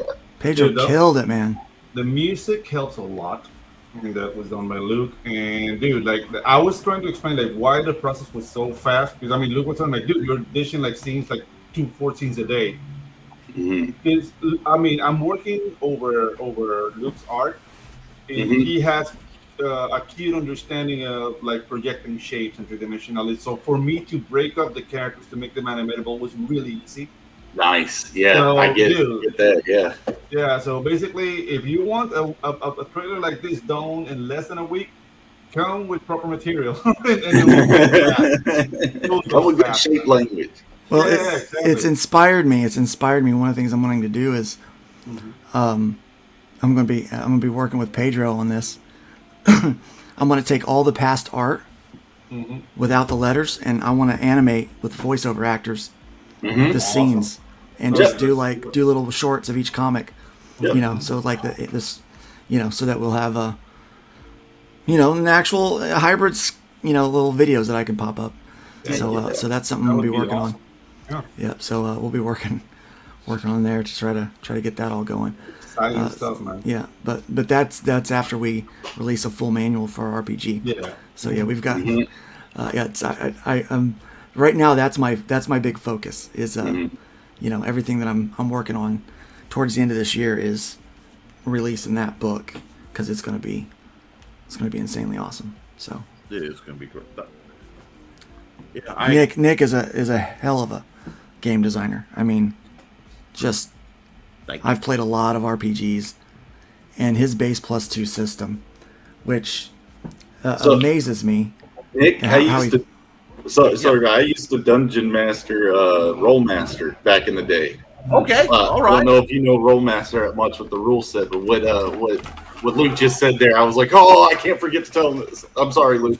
No, that's all right. No. I got these trading cards, and so Nick said, I want everything that you got for this universe. So I gave him everything I had printed. I gave him my future scripts. Nick knows everything that's going on with this story from start to finish. He knows where I'm going with it. He knows what happens to Azazel. He knows what happens with everybody, right? And he even knows some of the side stories. But one of the things I presented to him was, here, I'll put that out there, was these trading cards. Nice. Right? With stats on the back, did this for all the characters. Nice. Every last one of them has one of these cards. And what I didn't realize was he was like, hey, you got a number system already in play here. Mm-hmm. And I go, I do? He said, yeah. He said, all of your base numbers are here. And we could easily do this this is a base of 0 + 2. And I was like, I don't know what you're talking about. That's where you start. He goes, I think I can write a system around this. And he wrote a system that is his proprietary, it's his genius, base +2. And I mean, it's literally, and then any module can plug into the base +2 system. So whether it's a fantasy module, a supers module, an alien module, any kind of module can pop in to the base +2 system. And when he said that and he showed me what he did, I'm like, dang it, Nick, we got to start another company. Like, this has to be a brand. And so the base +2, once this full manual comes out, the base +2 system will be featured in Lockdown Games, which is mostly Nick. I'm the pretty guy. I'm the guy that makes things pretty. That's all I do. I love I was pretty. You're right. You're pretty. You're pretty. He makes pretty stuff. I make it like the small creature running around in the wall. I package it. I package it to sell. That's what I do. How fast greatness falls, huh, Pedro? Yeah, exactly. Yeah. You're the darling for a minute, and then you're old news. Just wow. I feel like a flip flop now. You are the prettiest of us. Thank you. Flat out. See what I'm saying a lot because Colonel's a nice looking guy too. That hair, that flowing hair. Oh yeah, exactly. This is out of order. That Pantene hair. Yeah, we have a shampoo commercial on the guy. It's right up here. Let's put the pretty ones up front. Yeah. Just drop me to the bottom for everybody's safety. It's okay. Because it should be yes, then Luke, because I am a short, fat, furry little man. I understand this. No, man, you're still. We love Danny people love DeVito. hobbits. Yeah, we love Danny DeVito. There's a market for that. Dude. There's a market for that. I wish I had that clip of EVS. Do you draw the Flintstones naked? There's a market for that, So the reason why I pulled this up, I want to show up a couple things that people have not seen. There are a couple of special perks. We have original art from Nitho Diaz, who does a lot of our covers. Nitho is now he's a Marvel artist. That's what he does. He draws several titles for Marvel now, and so he's a very talented guy. But we've got issue number 6 cover, the pencils and inks. We've got the pencils for the number 9 cover, and he did a pin-up for us of the Hybrids ladies for the last campaign, and that's available. We've got 2 of these resin printed statues that are hand painted. I'm still working on hand painting, so once I get the hand painting done, I'll show everyone what it looks like. There's 2 of those. And then Preston Acevedo did a cover for us, and I have his original art. So his original art is also available in here. I priced it so that no one would buy it. Nice. Yeah. Because I want to keep it, but if someone is willing to give me $1,000 for it, I mean, you also get 2 metal prints and the cover A and cover B of the book. So I mean, you're getting a lot for it. But if you're willing to give me $1,000 for it, I'm willing to part with this beautiful, beautiful piece of artwork. Yeah, I mean, that's it a great is strategy, amazing. man. I mean, it is amazing. Let's get down here to the print. I'll make this bigger. Look at this. I mean, look how good this is. And this is pixely because it's small, but so good, so neat. The level of detail now. Yeah, it is. It is beautiful, and I just want to frame it, put it on my wall. And so I have a strategy. You know, I'm willing to. I got the strategy from Michael Bancroft. He says price your original art to where you wouldn't be upset if it doesn't sell, but you also wouldn't be upset if it does. So that's kind of how I am with this stuff. But this you're getting a lot. This is all hand printed. It's about 9.5, maybe 10 inches tall when it's all said and done. So I haven't measured the whole thing yet because it's still in pieces. And then for the next campaign, we've got a chlorine to add to it. The designer just got finished, and so we have a chlorine with we're doing this thing where all of the statues that we do are all going to have this hexagonal base, so they can slide in to the scene, so you can put them all in together. So it's really cool. Cool. Yeah, so it's going to be neat. But yeah, we're working on that there. So yeah, we have a few going on. The book is done. I'm actually getting ready to take it to the printer probably this weekend, sending the files. So it is ready to go. We're only at 32 backers, 17 days left. I am not extending this, guys. And I may not even send it to In Demand. I may just take it right to the website, at which point all the art will be off. I will not be selling the art. I will just keep it. And then I might put it up on a future campaign, but then again, I might not, you know. But yeah, we are not extending this because we're coming into the holidays, and I just want to get this book out. That way I can focus on getting the game, the website up, and then, fund my comic. And then we'll be doing fulfillment for Rift Riders in February. So that book's coming along, and I need to focus on the rest of production for that. And make sure, pardon me, to make sure that all runs as it should. So, we're not going to extend this one. And I'm working on another project. And then books 10, 11, and 12 will be coming out probably February, March, and April is what the plan is right now. Yeah. So we'll have all 3 of those books out. The trade paperback will not go to crowdfunding. Okay? Most likely will not go to crowdfunding. If it does, it'll just be a group buy like I did for the other one. But the trade paperback for The Killing Field, so volume 2 of the saga, will come out probably right at Christmas. Like I'm almost done with that too. So we got a lot moving, a lot going, and crowdfunding all this stuff doesn't make sense. Because, if the books are done, we just publish them, and that's what we're going to do. We're just publishing some of this stuff. And, and we've got the 03, the Out of Obscurity anthology to worry about this year, because we're launching that next year as well. And we got so much going on. I gotta add one that I know coming down the pipe because I'm sitting, go for it. Like vibrating for it. Yeah. There will be an omnibus from what we've heard of everything, like the Master Hybrids chunk book. Yeah. And that has to live on my shelf. It just I want to. Yeah, we're gonna do that one real nice. We're gonna wait until we're done with book 12, and then we're gonna release a full omnibus, which is basically the trades, but all in hardcover and in a box. And that box will come with something special that we'll have produced. Hey Luke, so, I put a link in the private chat. Yeah. I don't know, I guess it's time to toot my own horn. I guess. Let's do it. Yeah. Let's toot Pedro's horn. Yeah. So here's what I'm gonna do. I'm gonna do this really funny. I'm gonna put this up here, and then I'm just gonna slam that link because it's gonna play as soon as I slam that link in. Awesome. Watch this.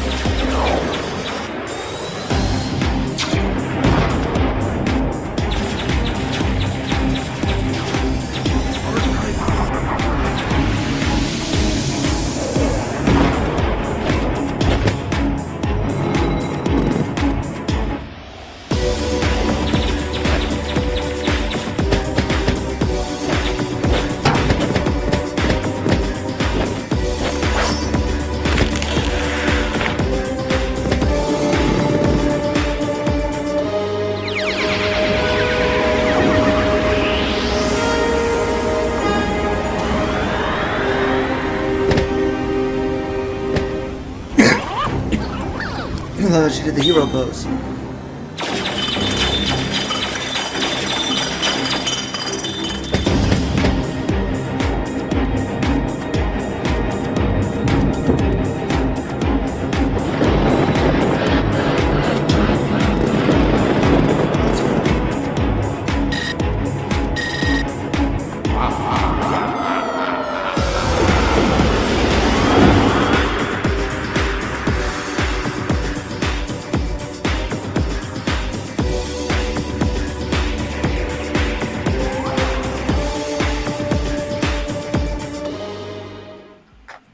Intro cartoons.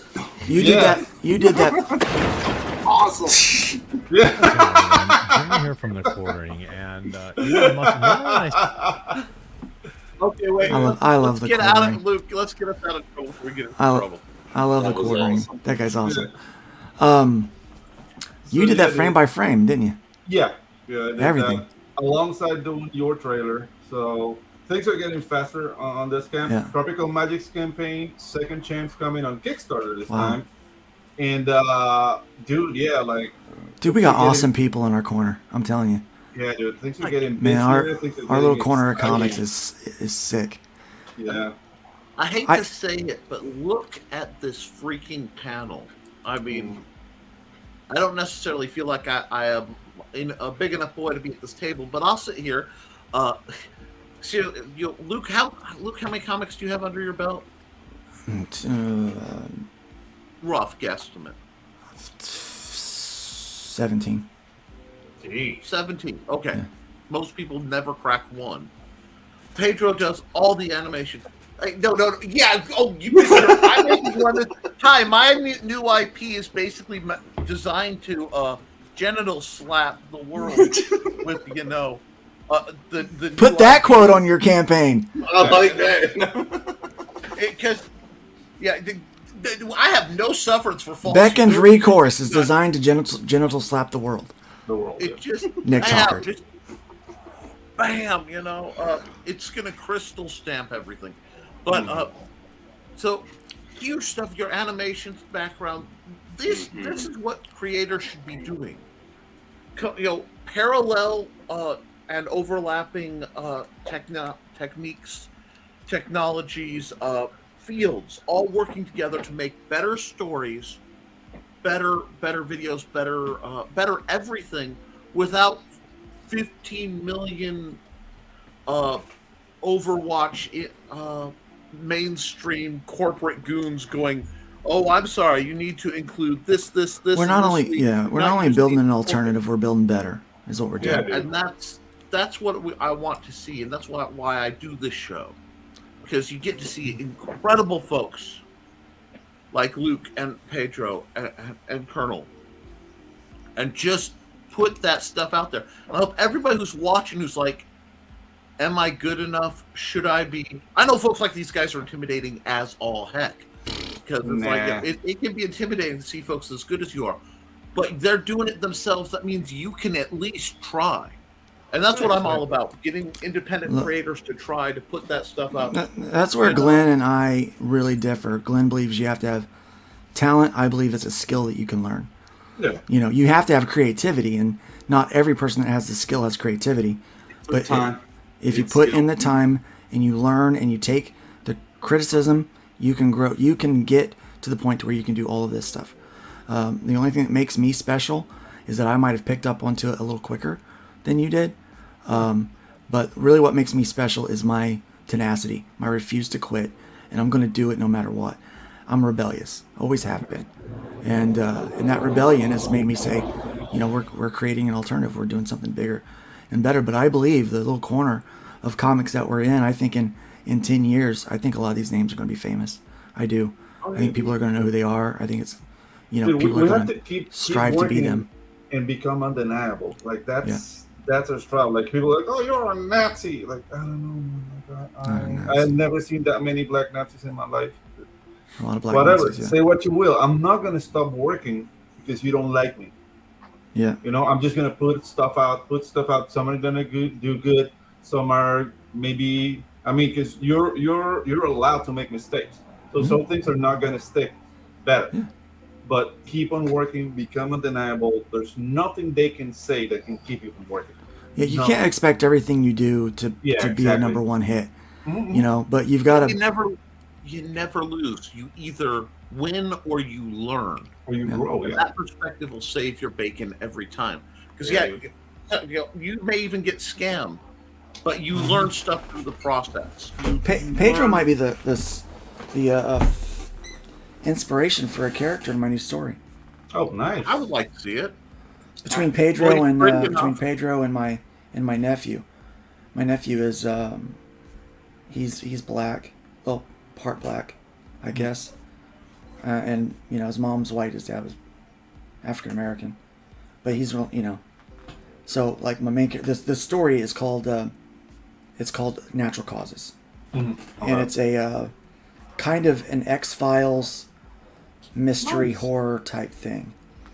And the guy that there's like this kind of road-worn guy, but he's racially ambiguous. You can't, you don't really know. You can't really place him. You can't really place him. Yeah, that's the story of my life. And I want to do that on purpose, because I want anyone to be able to identify with this guy as he's trying to unravel the mystery of what's happening. And it's a cool story. I'm very excited to tell it. It sounds cool. Yeah, it revolves around a prison that people are dying that have left this prison within years. They're all younger, but they die of these strange natural causes. Like a 40-year-old guy dies of a heart attack. So they're all dying of these natural causes, and and so they send in this guy. This guy is a paranormal investigator for the government. And so he has to, because they think there's a paranormal aspect, because it looks very similar to some deaths they had in that prison prior to it closing down. And so so he has to investigate it. And so that's Natural Causes is the name of the story. It's going to be it's good. I'm like, this is good. This is a good one. Yep. Yeah. So, the inspiration struck me. The inspiration struck me, and I was like, oh, this is going to be a good story. So I've got a few stories like that but right now everybody, all they know is writing superhero books, so I'm like, you just wait. I have a fantasy book to write too. Yeah, dude, like that's the thing. Like, there's nothing that keeping us niche to one genre. Like, dude, so Tropical Magic, it's more like fantasy, dystopian, cyborg, like Tremors kind of thing. Yeah. My next book is a mecha book that's coming out in March. And after that, it's my love letter to D&D. And then we go with Tropical Magic too. Because, my love letter to D&D, it's very weird because it's not like, it's not a medieval setting. It's like the 18th century, so it's more like a Napoleonic War stuff. And it's dwarves versus goblins. Yeah, awesome. And dude, like I just took 6 months investigating like the Napoleonic army, how like it got organized, and the dwarves like have their positions. Like there's platoons, there's riflemen, there's pikemen, there's like bombardiers, grenadiers, like everything. But the guys who behave like the French are the goblins, so they're very pompous. And the advancement in technology, like they have flying ships and whatnot, but I don't know, like I had a lot of fun with that, but then we had the mecha idea, like, no, let's do the mecha first. But that's the thing, like you have to allow your mind to go where it's gonna go. And some things are gonna land, some things are not. Are you happy with what you did? And more than likely, if you're passionate about it, you'll find an audience, Just like what's telling Nick, like, dude, like you're saying, you're a short, no, there's a market for that, man. There's a market for gnomes. Well, I've been married for 20 years. Exactly, I found myself another little short. I like to laugh about it because, dude. For example, short ladies love me. They do, for some reason. Like, short ladies always love the tallest guys. I've always done that. I like. Luke, I do appreciate you guys. My dogs are sitting there doing circles around that back door. It's time to close this thing down anyway. I love you guys. We've been at this for over 3 hours. Please Thank come you. back again. Yeah. You're Oh, definitely yeah. on that list. Congrats on the campaign, man. Looks Tell them where they can amazing. find you, Carmen. Yeah, do it. You guys can find me on Twitter at Studio Zay. You can find me online at zaystudios.com. You can find me on Instagram, also at Zayd Studios. My real name's Jeremy Thevenot, Thevenot. So yeah, I'm pretty easy to find, guys. Just look for Zayd Studio and Beck, and you'll find me. I'm not hard. Yeah, check him out, Fine. guys. Make sure to put some more money in that campaign for him. Thank Pedro, you where guys can they so find much. you? Appreciate you, man. Thank Please you. remember, Y'all have- Jeremy is not Yeah. hard, so it's not. No, I said I'm not hard to find. Okay. Thanks, All right. Pedro. Thank Later, you. guys. I appreciate you so much. Thank you all. They make a pill for that. Yeah, so guys, you can find me on the Twitters while it still stands. I don't know where it's gonna go, but It'll be fine. you can find me on Twitter. They can find me on Facebook. Actually, for once, I think Twitter is working better. Like all this firings has done nothing to the platform. It's not slower, whatever. You can find me on the Twitter. If you need a cool looking trailer, hit me up. I have reasonable prices and I work with what you have.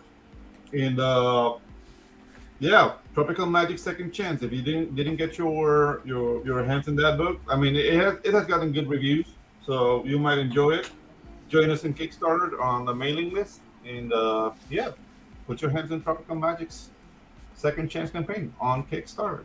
Yeah, Nick.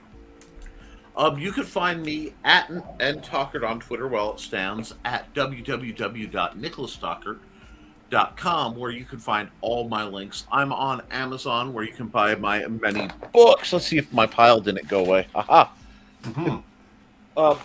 You can for The Simple Sword, if you want to learn how to sword fight in plain simple English. The Fighting Axe, it's much less expensive sequel. The Simple Spear, that's much less expensive sequel, and the Big Stompy Robots line of games. By the end of the year, which means the end of the next 2 months, if all goes well, I'm shooting for 3 more publications, an anthology of scary stories, an art and short story book based on different prompts I've had, and another fighting manual. That's why if I seem a little strung out more than usual, it's because I'm working my butt off. I host... Wow. I'm on a whole lot of shows on YouTube, so I have to think about it for a second. Monday, Wednesday, and Friday on Nicholas Talker, youtube.com/Nicholas Talker, I host Nevermind the Furthermore, a show kind of like this for authors and artists and creatives, a little farther removed from the just comic sphere, where we talk and we provide education and entertainment. I also, on Friday nights at 8 p.m. Eastern, I do the Historical Fencing Guild, where we talk about sword fighting, weapons. We've got on the memes and the shtick right now because it's getting cold and that's where it goes. A lot of fun to be had there. I'm on Nerd Bacon. And of course, Nerd Bacon is every Thursday morning at 9 a.m. Almost every When Thursday. I'm not off literally crossing shark-filled pits over a rope ladder, which I didn't get to talk about today about my vacation. But let's just say it was interesting. And I'm also doing Art Time with Nick, which will be a non-scheduled art show when basically I have projects to do. I'm just going to start throwing it up on stream and chatting with people while I work, just because why wouldn't I? People like to see the process. And then I'll be posting the time lapses of what I do during that also on my channel. That's youtube.com/Nicholas Talker.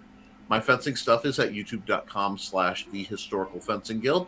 And my Patreon, where I support providing free sword instruction both online and in person to people with physical limitations and, the people who've endured experiences and such. You can support that and everything else I do through the Patreon, patreon.com/The Historical Fencing Guild. My game can be bought because the Big Stompy Robots has a quick play version with app support that was put up by Joe Bach Tech Apps. So, because I can't bring up my labs, go right here for that. He actually sponsors most of my programs. Joe Bachman is an amazing guy. He's one of my other partners. And the hybrids, the RPG, the quick play version can indeed be found at this little place called Luke Stone Studios. And I also want to put a shout out to the good folks at the Gemini Mailers, because if you want one, you can use our code NERD10 to get Gemini Mailers at 10% off.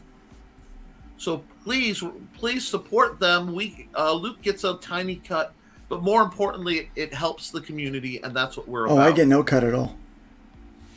You don't get cut? I don't get a cut, no. Oh, so it's just an ad? That's even more noble. It's just a way for our viewers to save money on their Gemini orders. See, I like that even better. I mean, not that I don't want you to have money. Please give money to Luke whenever possible. But I agree with that. I agree with that. I mean, I will accept money for existing, but yeah, Pedro needs money. But oh yes, anything to help, anything to help the community create better books and get them safely into other people's hands. But Luke, where can they find you? They can find me at Luke Stone Studios. All of my pertinent links are there. LukeStoneStudios.com. If you Google Luke Stone Studios, you're going to find a lot of my stuff as it is. But yeah, LukeStoneStudios.com. Please go there. All of the pertinent links are up there. I will be updating a couple of links hopefully today. I've been sick the last few days after my trip, so I haven't been on the spot. I was actually supposed to perform a funeral today, and I've just been too sick to be able to do it, to do any of that. So hopefully it'll happen today. Like, that's the plan. We'll get a couple more updates up there. We're getting some new I'm putting some new merchandise on the store this weekend, and so yeah, we got a lot of constantly updating things. You can buy all of the physical books right now on the website. But yeah, LukeStoneStudios.com. You'll find all of my social media links and things there, and sometimes my con schedule is updated on there as well. So I'll let you know where I'm going to be in the future. So if you want to come by and see me, if in your town there's a convention or a comic book store that you would like to see Luke Stone Studios at, if you'd like to see some of the books I produce in the store, please let me know. Let the store know that I'll be contacting them. Okay, and then we'll or that con, and I'll try to get hooked up with that con so we can be in your area as well. So do that. As always, there's a lot of people tearing things down. A lot of people find things to complain about, and I'll tell you, I do the one thing that white men over 40 do best: complain. I'm really good at complaining, and I do that sometimes with my Salty Artist show. I just draw and then complain about stuff. But at some point, we have to do something about all the things that we don't like. We have to build something up. We have to make something better. It's okay to complain, but it's not okay to stay in that spot. So my hope for you is that today you'll go out there and be productive, that you'll build up something, that you'll make something good for other people to enjoy. So build up more than you tear down. Leave the wood pile higher than you found it. Try to find a way to make the world a better place for someone other than yourself today, even if it's just one person. And you know what? By all means, be careful out there. Be careful out there, folks. Oh no. Let's be careful out there. Let's be careful out there. We had a 187 at the 7-Eleven on the corner of 4th and Main. Two Caucasians of the male persuasion put a bullet through the cashier's brain. Moving on, I see a 211, half a dozen 459, 280 W's a GTA, several miscellaneous crimes.